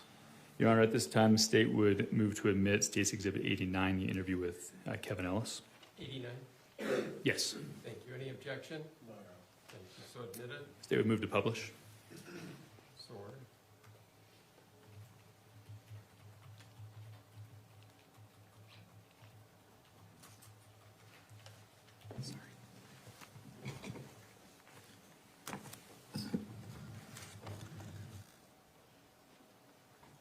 If we could pause that there for a second. I said the evening of the 12th. It looks like it might have been the early morning hours of the 13th. Is that?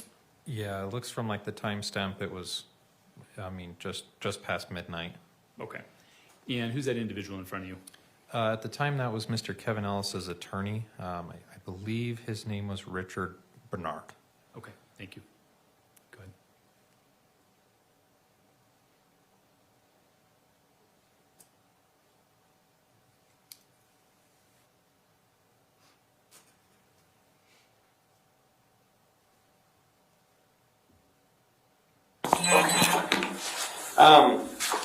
So we're just trying to figure out, obviously, what happened. I haven't been to the scene or anything, and just kind of wanted to get your side of the story and better help explain that. Obviously, you're here at the police department, so you're kind of being detained at the time as we're questioning and everything. So I just want to make sure you're aware of your rights. Obviously, your lawyer's already here, and he's present with you, but I just want to make sure we got all of our bases covered. So I'm just going to read this. Doesn't mean you're under arrest or anything, just means you're aware of your rights, okay? So you have the right to remain silent. Anything you say can and will be used against you in a court of law. You have the right to talk to a lawyer and have the lawyer present with you while being questioned. If you cannot afford to hire a lawyer, one will be appointed to represent you before questioning if you wish. You can decide at any time to exercise these rights and not answer any questions or make any statements. Do you understand your rights as I have explained to you? Yes. Okay. Having these rights in mind, are you willing to answer some of my questions? Yes. Okay.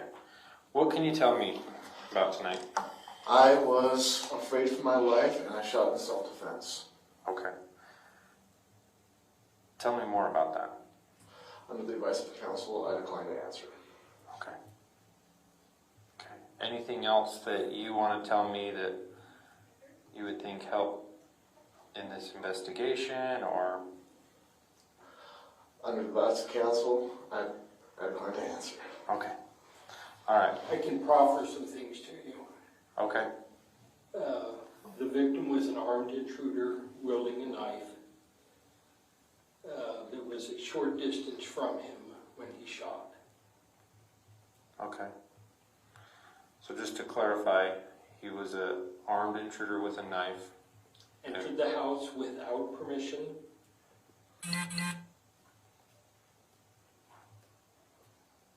Took him and Tracey by surprise.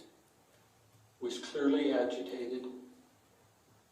Was wielding a knife, and that's at the point at which he, and was to the wall, you said? Was afraid for his life and shot self-defense. Okay.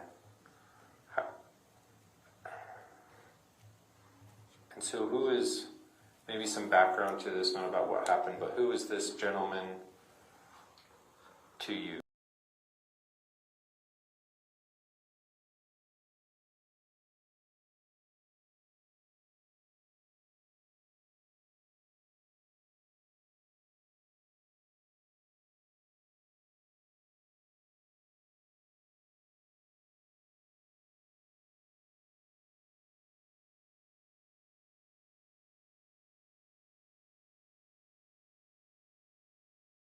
What's going on?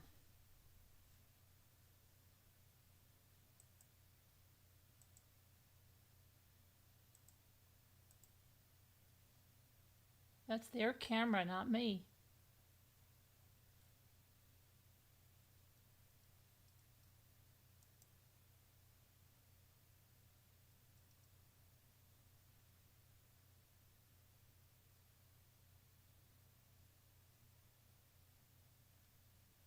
What is going on? Can you guys hear me? Can you hear me? What is going on with this?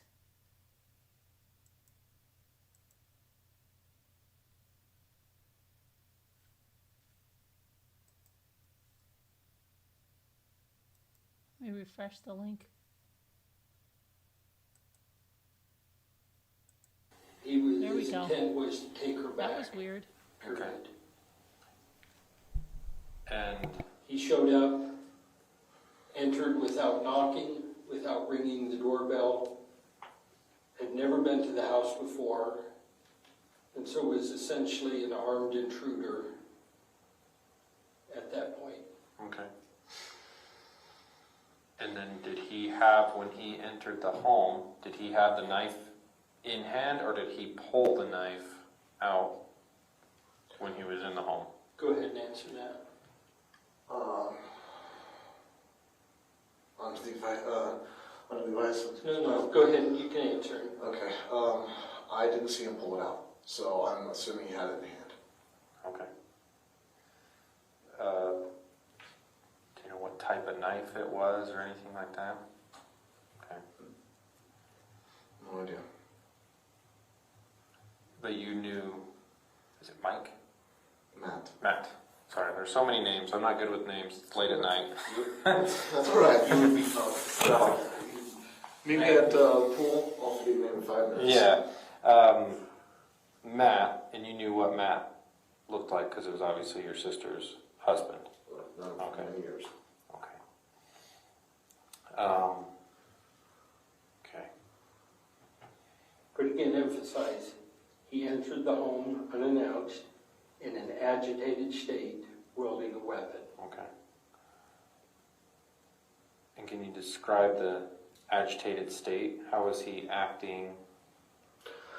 Under the advice of counsel, I declined to answer. Okay. All right. Just give me 1 second. I'm gonna go. Take 2, take 3. Takes as long as you need. Okay. I'm gonna go. We know you have a job to do. We want to help you do it and preserve his rights as well. Okay. Okay. Give me a second. Thank you. Detective Nicosia, I think when we started that, it was about 12:08 in the morning. Do you remember what time Kevin arrived to the police station?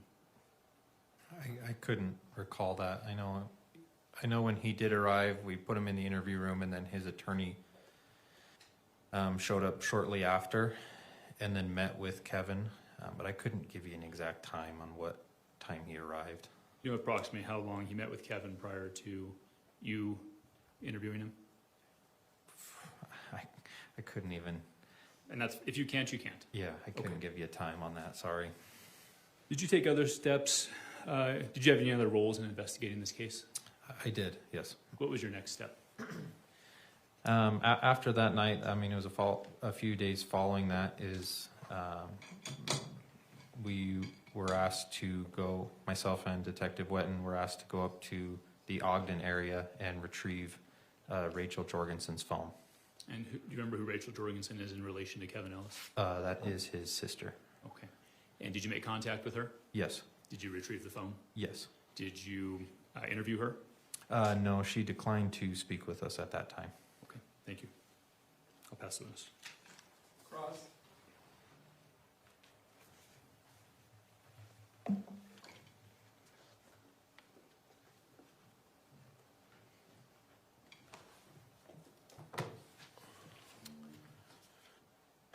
Just to be clear, Officer Nicosia. Okay. When we saw the body cam just a moment ago, you were following the attorney, Richard Bernard, correct? That is correct. So had Mr. Bernard already met with Kevin at that point in time? I don't recall if he, I believe so, he had met with her, or sorry, him. But I don't know why or who he was talking to from there. Okay. And so you read him his Miranda rights? Correct. Is that something you learned at Post? Yes. And as part of Post, did you also learn how to interview persons? Yeah, to an extent, the basic interviewing process, yeah. Yeah, and you've done retraining as you've been an officer on how to interview both suspects and witnesses, right? I don't know if it was, I don't know if there's any formal training that I can recall. It's just kind of more on the job experience and everything. Do you take continuing education in your work? Yeah. And do you ever have continuing education requirements, like so many hours per year or every other year? Yeah. And what are those requirements? From my understanding, we have to do about 40 hours every year, and then a certain amount of hours. I know we have to do like defensive tactics and arrest control and different types of topics every year. But I couldn't tell you the exact hours of those requirements. Sure. But I know it's at least 40 hours every year. And you've been an officer for 7.5 years? Yes. 40 hours is a lot. Mm-hmm. That's a lot of hours. And so you do get frequent training, is that right? Yes. And during those 7 years, 40 hours a year, do you recall ever having any training on how to properly interview a witness or a suspect? At that time, I don't recall if I'd been through the training or not, but I mean, we did, like I've been through like the FIT training, which is like the interviews with children and everything like that. But I don't know if, I can't recall if that was before or after this case. Okay. To be honest. All right. But you did follow the protocol of reading Miranda rights. Yes. Right? And as part of your process in this, you also had an opportunity to write a report. Mm-hmm. And do you remember when you wrote the report on this case? I want to say it was that following morning. Like, I remember I didn't sleep. It was, we interviewed, and then early hours of the morning I typed this up. At the end of the shift or close to the end? Yeah. Yeah. And is there a reason you didn't wait to write that report, like when you later had instructions from Officer Nordine or someone else? I know because Mr. Kevin Ellis was arrested that night, or that morning, I guess, we were informed by our supervisors that these reports needed to be completed as soon as possible, and so we could get everything submitted to the county attorney to not delay the process from there. Sure. In your training, are you told to write reports shortly after events? Yes. Yeah. Are you encouraged to write them for better memory? Yes. Is that your training, that the closer to the event you write your report, the better you have a memory of it? Mm-hmm. And with my own experience as well, right? If we wait too long, it's like I don't remember anything. So sort of a natural thing, isn't Yep. it? Yeah.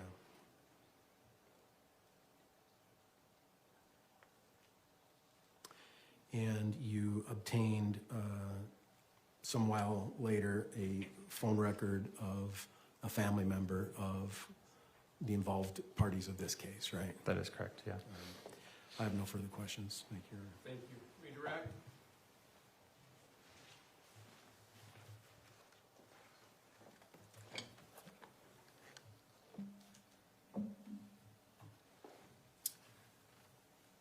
No, you are. Thank you. Can this officer be excused? Please, and if you could be released from subpoena. No. Thank you, officer. You're free to go. Thank you. Next, Mr. Brown. State will call Officer Colton Frotton. Colton who? Frotton. Thank you.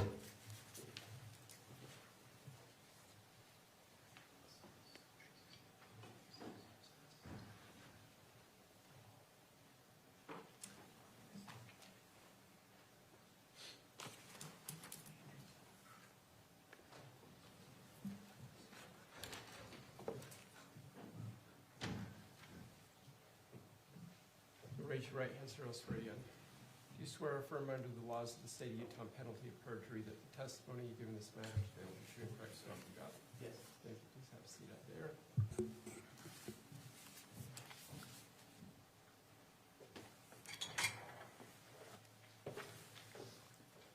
I may have identified you as Officer Colton Frotton. Is it Detective? It's officer now, yeah. Okay, Officer Frotton. Would you please state your full name and spell your first and last? It's Colton Frotton, KOLTENFRAUGHTON. And Officer Frotton, how are you currently employed? I'm employed with American Fork Police Department. In what capacity? As a K-9 officer on patrol. And how long have you been with American Fork? 8 years. Have you been an officer longer than that, or is that your entire... That's my entire career. Okay. Did you go through post? Yes, I did. Obviously graduated. Yes, I did. In July of 2024, were you also a patrol officer? No, I was a detective. And what were your assignments as a detective in July of 2024? I was a SV detective, and then just anything that came across my desk, I would work. Okay, and SVU, what is that an acronym? Yes, it is. What's it an acronym for? Special Victims Unit. Okay, thank you. And was that your assignment on July 12th of 2024? It was, but I was called to assist in another case. Okay, and did that case involve Kevin Ellis? Yes, it did. What assignments did you receive on July 12th of 2024? I got a call pretty late at night, just to assist patrol in a case that they were working. I arrived at 114 South 92 East, I believe, and I was asked to transport Tracey Grist to the American Fork Police Department. Okay, and did you do that? Yes, I did. And upon arriving at the police station, what did you do? After that, I was asked to interview her just on what had happened that night. Okay, and did you do that? Yes, I did. Did you wear a body cam during your interactions with Ms. Grist? Yes, I did. And did that accurately capture your interactions with Ms. Grist? Yes, it does. Have you reviewed it since that time? Yes, I have. Your Honor, at this time, I would move to admit 2 clips, states 90 and 91, which are both body cam footage. Any objection? No, Your Honor. Thank you. So ordered. Permission to publish? Yes. And we'll start with 90, please.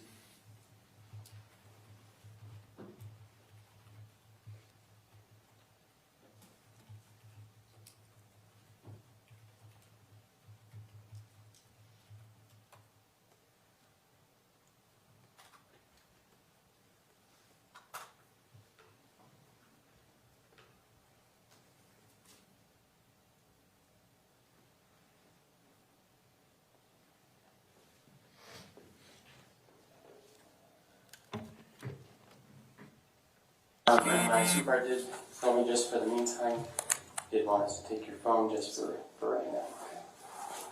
So again, we'll get it back once we're done, if you need to make a phone call, so we'll give it to you. So, and I know that you had mentioned that you may want to talk to a lawyer friend that you have. So let me just give you your rights again. Doesn't mean you're in trouble.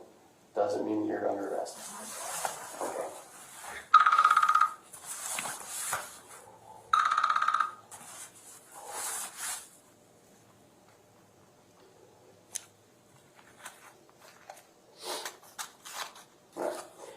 have the right to remain silent. Anything you say can or will be used against you in a court of law. You have the right to talk to a lawyer and have him or her present while you're being questioned. If you cannot afford to hire a lawyer, one will be appointed to represent you before any questioning if you wish. You can decide at any time to exercise these rights and not have or not answer any questions or make any statements. Do you understand these rights? Having these rights in mind, do you still want to talk to me? Do you still want to have that lawyer present while you're being talked to? I can talk a little. Okay, sounds good. So, what exactly were you there for? It's my house. It's your house? Okay. Your daughter was just visiting, staying here for a visit? Okay. Were you planning on staying the night, or? My daughter? Mm-hmm. She lives in California. Oh, gotcha. So she's visiting from California. Okay. And was she there with her husband? No? Okay. He's awful. Mm-hmm. And just needed a breather. So she came to hang out with me. Gotcha. And she brought her 2 kids with her? Yeah. And they just have those 2 kids, no one else? Okay. There's no paperwork or anything. She just came for a breather. Gotcha. Gotcha. Did you go pick her up, or did she fly here or drive herself? Or? She rented a car. Rented a car. Gotcha. And was that his truck outside of your house? Yes. But both of theirs are not. Both of theirs? Yeah. Gotcha. Yeah, and when I say his, hers, yeah, thank you for clarifying that. It's both of theirs, but. So what kind of problems were they having? Do you know? I don't know. You don't know? I mean, I don't know. And that's okay. If you don't know, you don't know, right? So, I mean, I have an idea, but it's so nebulous, so I don't know. Gotcha. Well, sometimes little details for us kind of paint the picture and to what exactly happened, right? So that's why I ask. When did he get here to Utah? Do you know? I think about a little bit after 10. A little bit after 10. Okay. And did he call beforehand? Did he text? Did she know he was on his way? She knew he was coming. Okay. And she was going to talk with him. And I was in the kitchen, and the next thing I know, he was in the kitchen. He was like, "Hey," I go, "Hi." Do you know if they had a conversation before? Or? I have no idea. Okay. Kind of walk through me what was happening when you were in the kitchen. He showed up, and then what happened? I was in the kitchen, and I was sitting on the counter, because I do that, it's in the corner. Mm-hmm. And he said hi, and then he walked into the other room, but he was acting different. Mm-hmm. What do you mean by he was acting He different? was just, how agitated. Mm-hmm. I would say agitated.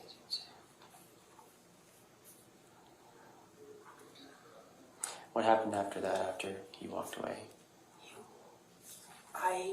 He walked away. Mm-hmm.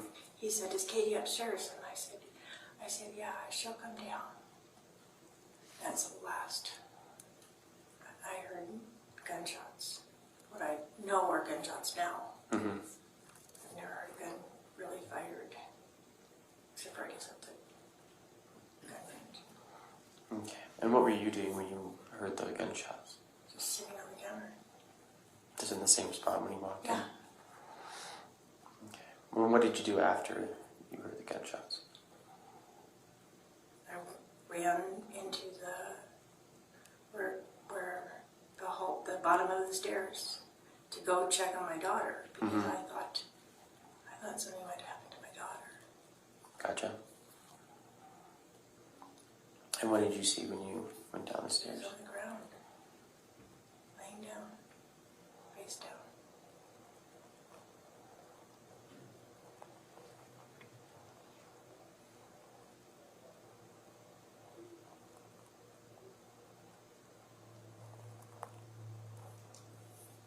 And then what happened?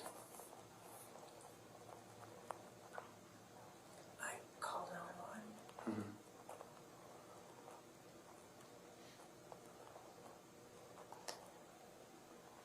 What was your daughter doing all when you came downstairs? When I came down, what? Yeah, when you came I down went the stairs. upstairs. Oh, sorry, my apologies. I misunderstood. Do you know who this is? This is the family attorney. Oh, gotcha.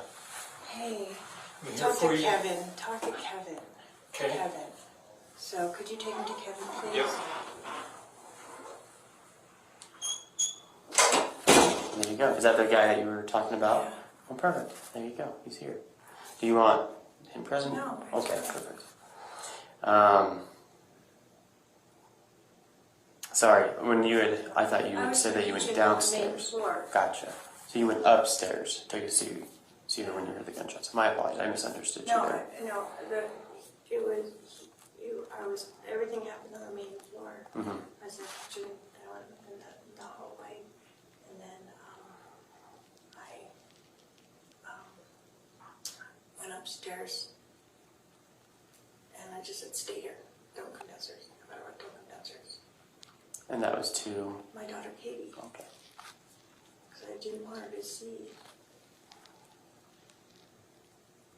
Okay, I'm gonna just, because obviously I was confused somewhere, so I'm just gonna back up a little bit. Kind of run me through you sitting on the counter in your kitchen, hearing the gunshots, and then what happened after that. I went and looked in the hallway. Mm-hmm. Or I went to the bottom of the stairs, and that's the hallway. Mm-hmm. And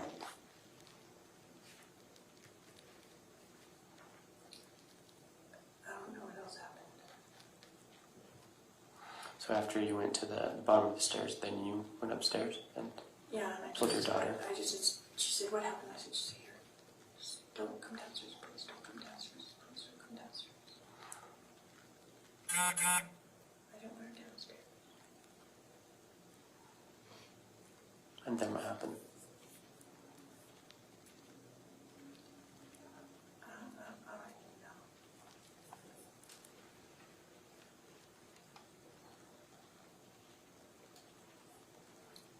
don't even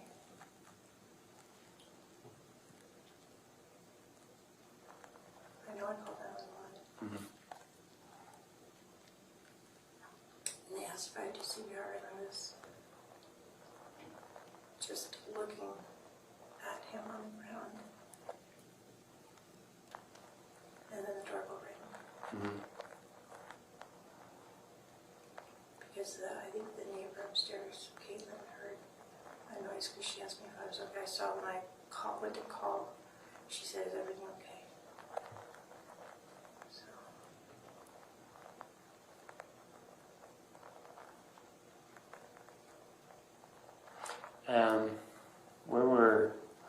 And what's your daughter's name? Sorry, I don't want to keep referring to her as your daughter. Katie. Okay. And you probably mentioned that, but I heard Caitlin, and I didn't want to get confused. Where were Caitlin's kids at when this happened? Sleeping. Okay. And that's on the upstairs level? Okay. Where was Kevin at when this was going on? I have no idea.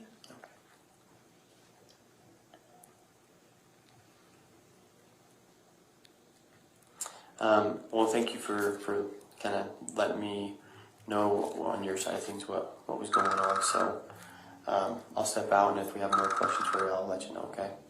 Okay, thanks.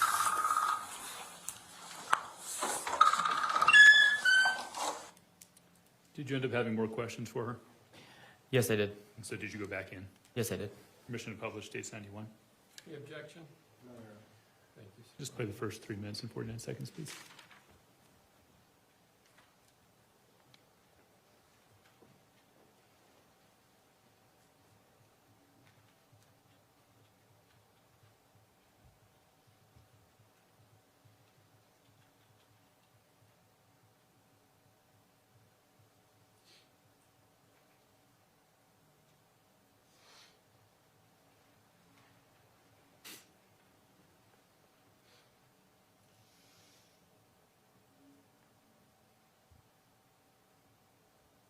You can pause it now, there for a second.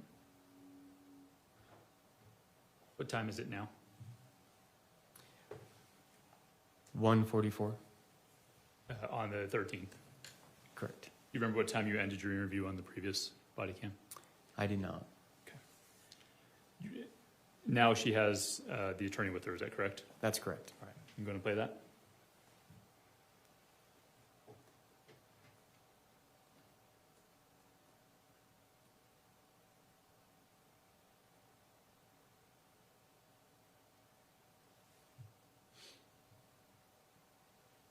There should be audio.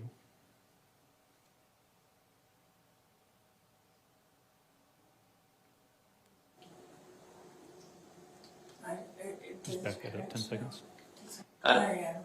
No, not at all. Okay. A little bit more, please. I just wanted to kind of give you some time to think. I know you were saying a lot of I don't knows and stuff like that, but has anything else kind of come to your mind right now? No, not at all. Okay. I am so in shock. Like did his parents know? Did someone call his parents? I assume someone has at this point. I've only been here with you, to be honest, so all that information I don't even know myself. The only information I know is kind of what you've told me, and then that's about it. So. Or is Katie here too? I believe she is, and with her kids came with her, yeah, so they're not alone by themselves. Where's Rory? Rory went to Rachel's house. In Ogden? Uh-huh. Okay. I don't even know. Is that It's another one of the kids? daughter. Rory's Sure, my yeah. daughter, Rachel's Youngest my other daughter. Gotcha. Okay. So just to be like candid, I kind of feel like you do know a little bit more than you're letting on. Nope. Okay. It was, he appeared, and I was in the kitchen. And I guess did I'm not more talking about with kind of stuff with Kevin. With Kevin? Mm-hmm. Nope. Not at all. No idea where he was. No. Okay. Okay. Well, again, honesty is it's the best policy. I'm when it telling. comes to I almost know us. nothing. Okay. She schools me on being honest. Well, good. We always need someone looking after each other, right? To be honest and forthright, right? So, and again, that's just kind of the vibe that I'm getting. So. And I've told her Mm-hmm. that the most important thing is to be honest and truthful, and we can decline to answer if we want to, and she will do that, but she's not, so far as I know, withholding anything. Gotcha. Okay. Well, I just wanted to come in here and see if you did remember anything, because again, like I said, I know you were saying like a lot of I don't knows, and so I just wanted to see if you remembered anything else and talk you with a little bit, but nothing comes to mind at all. I interacted with Matt for like maybe 3 seconds. Mm-hmm. And I didn't see Kevin. And Matt went around the corner, and by the time I got, I don't even know, I didn't see anything. All I heard was noise. What were the noises that you were hearing? The shots. That was the only Yeah. noises? There was no conversation, no confrontation at all? Not that I heard. Okay. Gotcha. Have you been to the house? Do you know the layout? I haven't. So I got to the house, but I never went in. Okay. The most I did was walk up to Tracey and say, hey, they want me to take you to the police department. That was about it. Okay. So literally bare minimum as far as information from you goes. So, okay. All right. Well, that's all that I wanted to ask. So if you want to Sure, go back no, with that's fine. Kevin, hang out, or Kevin, he's just exhausted. I'll leave him alone for a minute and let him close his eyes, and I'll walk back down there in Sounds a good. few minutes and Okay. just visit with Tracy. Not a problem. Thanks. We're not recording, are we? We were just because I was in the. Did you do anything else that evening? No, I did not. Well, yes, I did. Sorry. No more interviews, though, right? What's that? No additional interviews. No additional interviews. What additional things did you do? I collected DNA from Tracy, Kevin, and Caitlin. And how did you do that? We have buccal swabs. It's just where we stick a little like Q-tip in their mouth to get DNA that way, and collected fingernails with clippers. Did you take any other steps in this investigation as the days progressed? Yes, I did. What else were you assigned to do? On the 17th, we went back with a warrant, collected a couple more electronics. The day after, on the 18th, we had another warrant to seize a AirTag, which we found that was on the truck that was at the house belonging to Caitlin and her husband. And then later in October, I went to... Well, let's go with the 18th for a second before we move on. Did you perform a search of the truck consistent with that warrant? Yes, I did. Did you have your body cam rolling while you performed that search? Yes, I did. State would move to admit State's Exhibit 92. Any objection? There's a short clip from that search. Would you please publish 92? Okay, go ahead. Oh, sorry. No, go ahead. Is this your body cam we're watching? Yes, it is.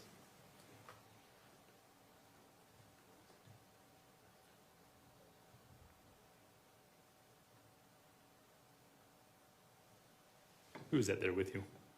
That is Detective Wetton. Thank you.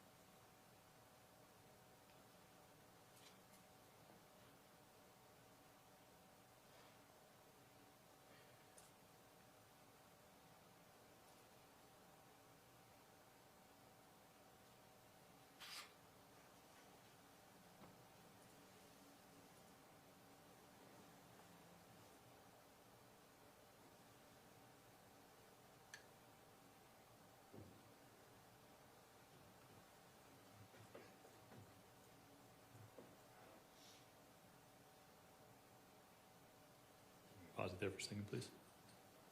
What is the video depicting right now? That is me holding the AirTag. And where was it found? In a little, I don't know if it was a trash bin or just a container, a little felt container that they had in the truck. Okay, was it at the bottom of it? Yes, it was. Okay. Did that end your involvement for the initial arrest of Kevin Ellis? Yes. Did you eventually participate further in this investigation? Yes, I did. What additional steps did you take? In October, I received another warrant to arrest Tracey Grist. And anybody else? Not as far as I was concerned. No. You were only assigned to one warrant? Yes, I was. Okay, thanks. Pass the witness. Cross.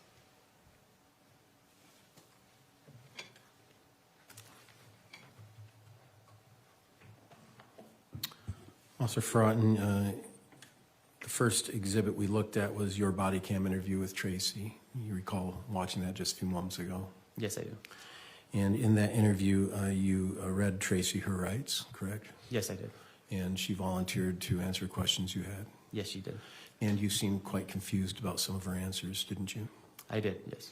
And is one of the reasons for that is because you hadn't been to the house and you didn't know, like, locations of anything? That's correct. And did Tracey try and respond to those to educate you on that? Yes, she did. And did she do a good job on that? Yes, I felt I understood her at the end. Yeah. And so she gave you the layout and she gave you what she did. Is that accurate? Yes. And you still had further questions and she was willing to answer those. Is that correct? That's correct. The second interview on your body cam, her attorney was present, right? That's correct.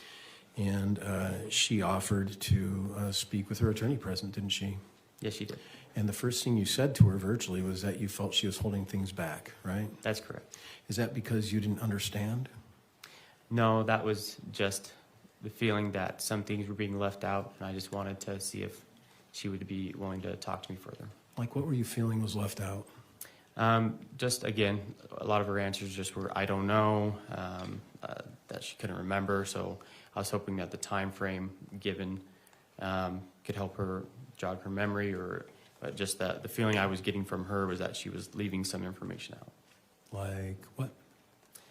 Just kind of what I was talking about, like what was happening with Kevin, where he was at, and why. Over there. Yeah. Right here. Well, So I'm engaging you in examination. That's right? correct. So I'm just addressing the jury. So okay. I'll move over here.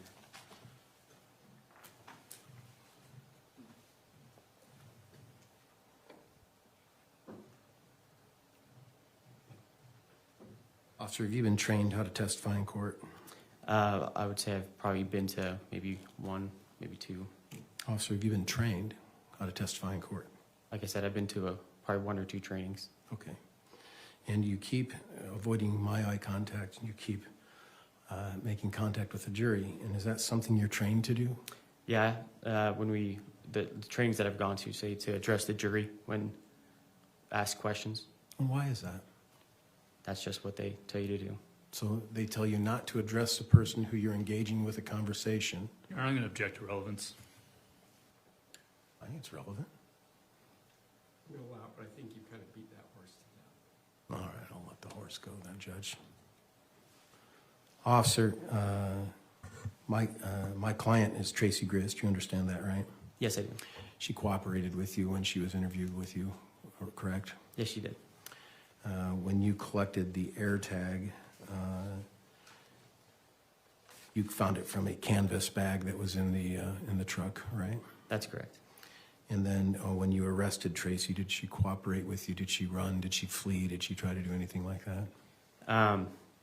When we I'm sorry, opened did the she door, run? Did she flee? That's what I'm getting to. When we opened the door, she did run up the stairs when she was told to stop. So she was going upstairs? That's correct. Okay. Was there an exit upstairs? Not that I'm aware, no. Okay. And was Kate living at that house at the same time? It was at a different apartment in, I believe, Salt Lake County. Okay.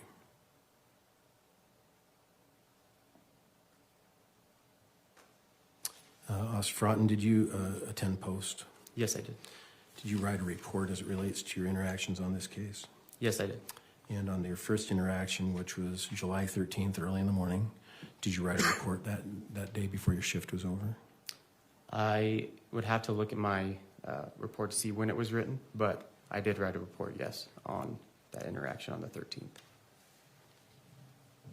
You write your report short in time in relation to the events? I believe that it was a pretty long night. And again, I'd have to look and see exactly when I wrote my report. Have you been trained about writing your reports short in time in relation to events? I believe so, yes. Meaning not waiting a long time before you write the report? Yes, that's good. What's the reason you're trained to do that? Just probably memory, so that you're not forgetting anything. Have you been trained that if you wait more, then your memory lapses, and so it's better to write a report short in time to the event to ensure better memory? I would say so. Thank you.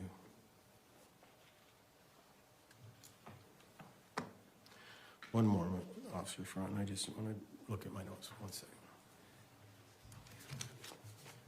But I always have to look at them with a pen in my hand. I don't know why. No worries.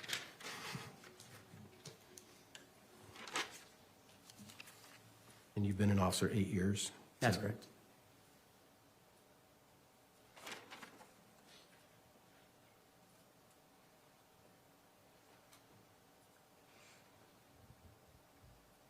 And just to clarify, in Exhibit 91, which is your body cam, she informed you that she didn't hear any confrontation and no conversation between her, between Kevin and the deceased Matthew Ellis. Is that right? That's correct.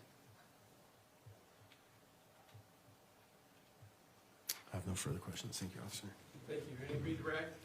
One very quick follow-up.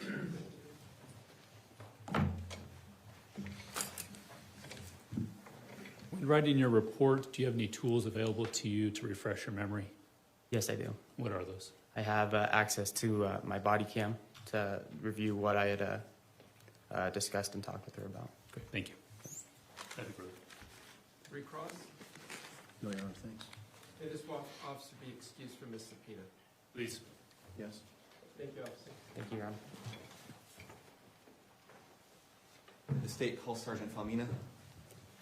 Thank you.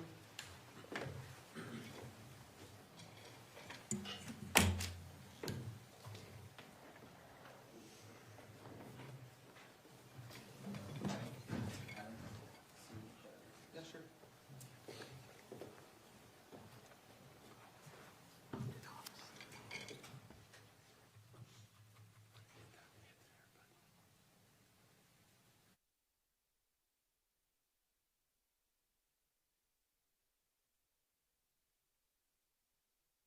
You raise your right hand, I'll swear you in. You swear or affirm under the laws of the state of Utah, penalty of perjury, that the testimony given in this matter is real, the true Christ, so help you God. Yes. Good. Please have a seat up there.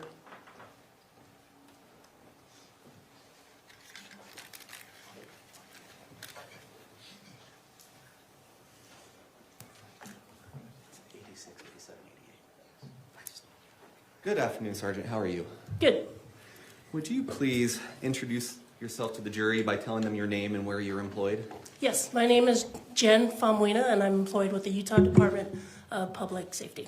Would you mind spelling your last name for the record? Yes, of course. It is spelled Faumuina. How long have you been a law enforcement officer? I've been an officer now for 13 years. And what degrees do you hold? I hold a bachelor's degree as well as a master's degree from Weber State University. Okay. And what is your job title? Yeah. My job title is I am a sergeant within our State Bureau of Investigation. And if I call State Bureau of Investigation SBI, are we good with that term? Yes. Okay. What is your role at SBI? What do you do? Yeah, so I supervise a team. We oversee threats, but some of the things I do, I also oversee our evidence response team as well as our 3D scanning team. Is the 3D scanning team related to the Faro technology? Yes, it is. And do you have specialized training to work with Faro? Yes. And what would be your experience level with Faro technology? Yeah, so I've been trained as a user for this technology as well as I'm also trained as a certified instructor for it. Thank you. Could you explain to the jury what a Faro scan is? Yeah, you bet. So a Faro scanner, what it is, it's like a really big, or I wouldn't say big, but it's a high precision 3D device that's placed on a tripod. And with this device, it acts similar to like a flashlight.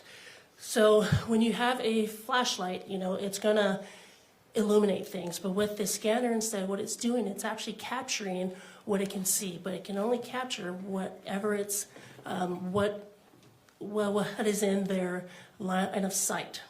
And so once it captures all that, it's then able to create basically a 3D digital version of the scene. But however, like I said, it's only within the line of sight. So for example, if we were to capture this courtroom here, what we'll do is that we'll actually move that scanner to other areas within this courtroom so that it can capture things that were not, I guess, were out of view or were blocked in some way from other locations. And with the points or with what it's capturing, it is then able to be combined together to create this final product, or what we like to call a 3D digital version of a scene, so that it allows others to see it as well as view it as it existed at the time it was captured. Okay, so to summarize, it's essentially a scanner that uses light to scan a 3D space, creates a data set that you can then use to create a digital replica in 3D of the scene at the time that it was scanned. Yes. Okay. I want to direct your attention to the night of July 12th, possibly the early morning of July 13th. Was SBI asked to assist American Fork PD on that day? Yes, they were. Specifically, were they asked to assist with performing one of these Faro scans? Yes. Did officers go out and use a Faro scanner to scan the scene? Yes, they did. And was a digital replica created thereafter? Yes. And who created that digital replica? I did. And to just be very clear, the digital replica is up the point in time where the scan is made. Is that right? Yes, that's correct. So if the police or paramedics or anyone else has already been through the scene, we're capturing the scene after that has happened. Well, I'm sorry. If the scan has happened after police or paramedics have come through the scene, we're capturing at the point in time of scan, even if it's after all that. Yes. Okay. In the context of a Faro scan, what's a flyby? A flyby is basically like the visual walkthrough of the scene, but instead you can view it on your phone or computer instead of actually being there. State moves into evidence Exhibit 86, the flyby of this case. Any objection? No, Your Honor. So ordered, thank you. Publish to the jury, please. And play when it's on their screen. Okay, go ahead.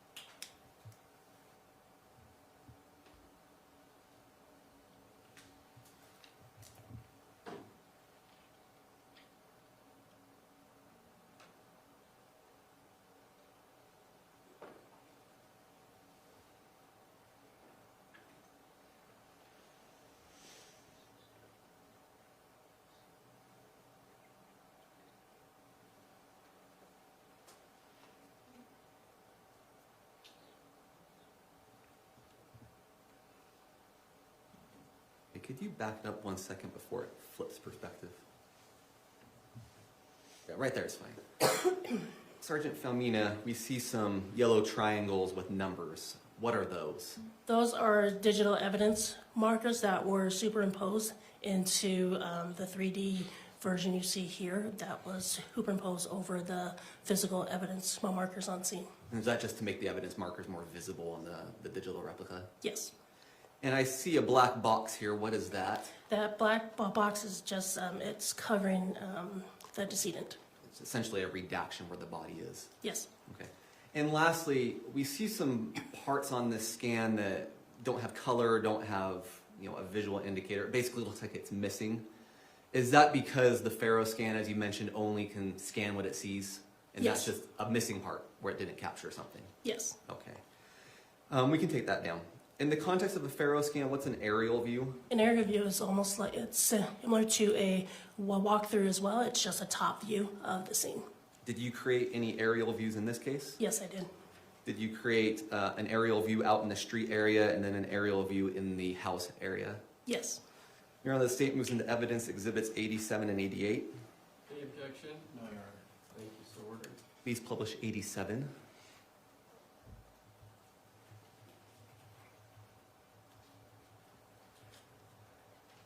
Okay, what is exhibit 87? This is the top view of the residence as well as the street view. Okay. And then please move to 88. And what is 88? This is the top view of the residence. And are these the same evidence markers in black box for the body? Yes. Thank you. Nothing further, Judge. Cross. Thank you, Ms. Stickland. May we release the witness from the subpoena? Any objection? No objection. Thank you. Can we take a break real quick, Your Honor? Yes, let me talk with both of you, so let's take a brief recess for the jury. All rise for the jury. Thank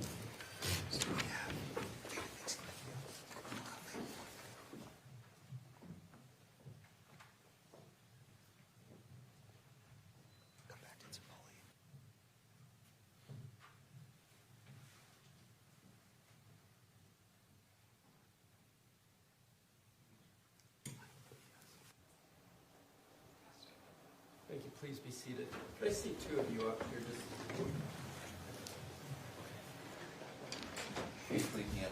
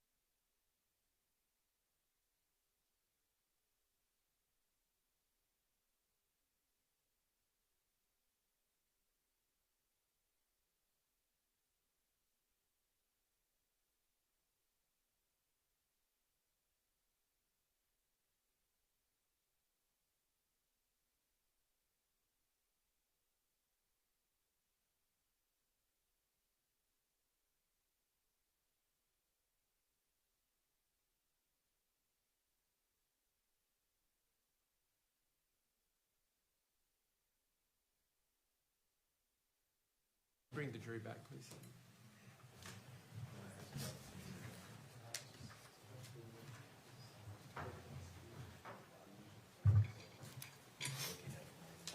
So we're back on the record matter, State versus Grist, 24110-170. We'll bring the jury back for a recess for the evening.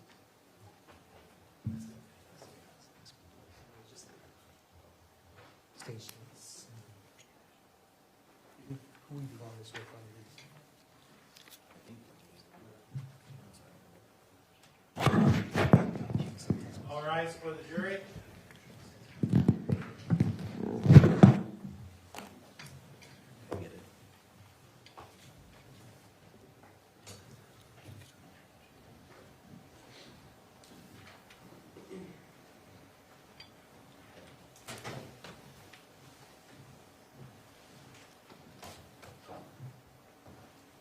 Thank you. Please be seated. Ladies and gentlemen of the jury, I have some announcements and some directions for tomorrow and this evening. We're ahead of schedule. That's always a good thing. So we're going to recess for the evening. I'm going to let you go home. We're going to start tomorrow at 9 a.m. for a couple of reasons. One, we're supposed to have bad weather tomorrow. You know how we are in Utah. When we get bad weather, the first time everybody drives like they've never seen snow before. So if we start at 9, we'll have a sunny, beautiful day. If we start at 8:30, it'll be a blizzard. So we're going to shoot for 9 and have it be sunny. Also tomorrow, we're going to have an extra hearing. I think we've got an extra trial going on, and just it's going to be a very crowded courtroom or courthouse tomorrow. There's going to be extra security, maybe extra media present. Please keep in mind my admonition and directions about talking about the case, or doing research about the case, or forming an opinion about the case, especially tomorrow where it may be a very busy courthouse. If anybody approaches you to talk to you about anything, please tell them no, and then inform one of my bailiffs or my judicial assistant immediately. This admonition is critical for everybody, so please follow through with that. We'll see you at 9 a.m. in the morning, and we'll be in recess for the evening. All rise for the jury.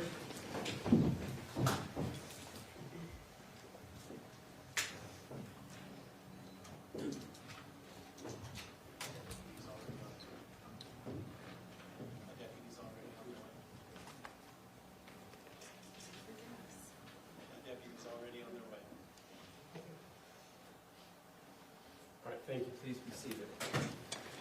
All right, before we formally recess inside the courtroom, anything that the state needs to address the court No, Your Honor. or put on the record? No. Mr. Facemeyer? No, Your Honor. Defense? All right, we'll attempt to see if we can get that second TV back. We can't promise anything, but we'll do our best.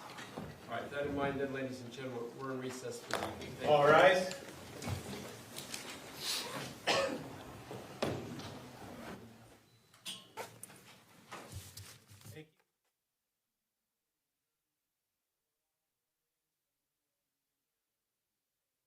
Okay, so that's the end of the day, huh? So what'd you learn today? Sorry, I was multitasking. And that is what I am doing.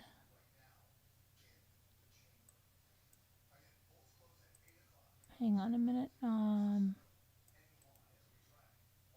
Okay, I'm trying to do some work here with this. Okay, now I'm going to go for a walk or a bike ride. I'm not sure which one. All right, guys, I'm going to end this, and I'll see you tonight where we'll recap on the trial, and maybe we'll watch some mystery true crime. Right, all right. And let me see here. Mystery true. I can't find where you guys are anymore now. I lost you completely. Oh, here you are. Okay. All right, so I'll see you guys after. Hi, Nama Owens. I was looking for you the other day. It's good to see you, Nama Owens. Didn't I just see Nama Owens? Or am I crazy? I thought I just... Oh, there she is. There's Nama Owens. Now I've just got to find my Margaret. Hope she's okay. All right, I'm going to go check anyway. She probably sent me an email, and I'm not even checking my email. That's good. All right, we'll see you guys later. Have a good night, and I'll see you later. And maybe we'll do mystery true crime where we never know what we're going to get. And that's usually police cam videos that we have no idea. We did it last night. If you missed last night after the trial recaps, we had mystery true crime.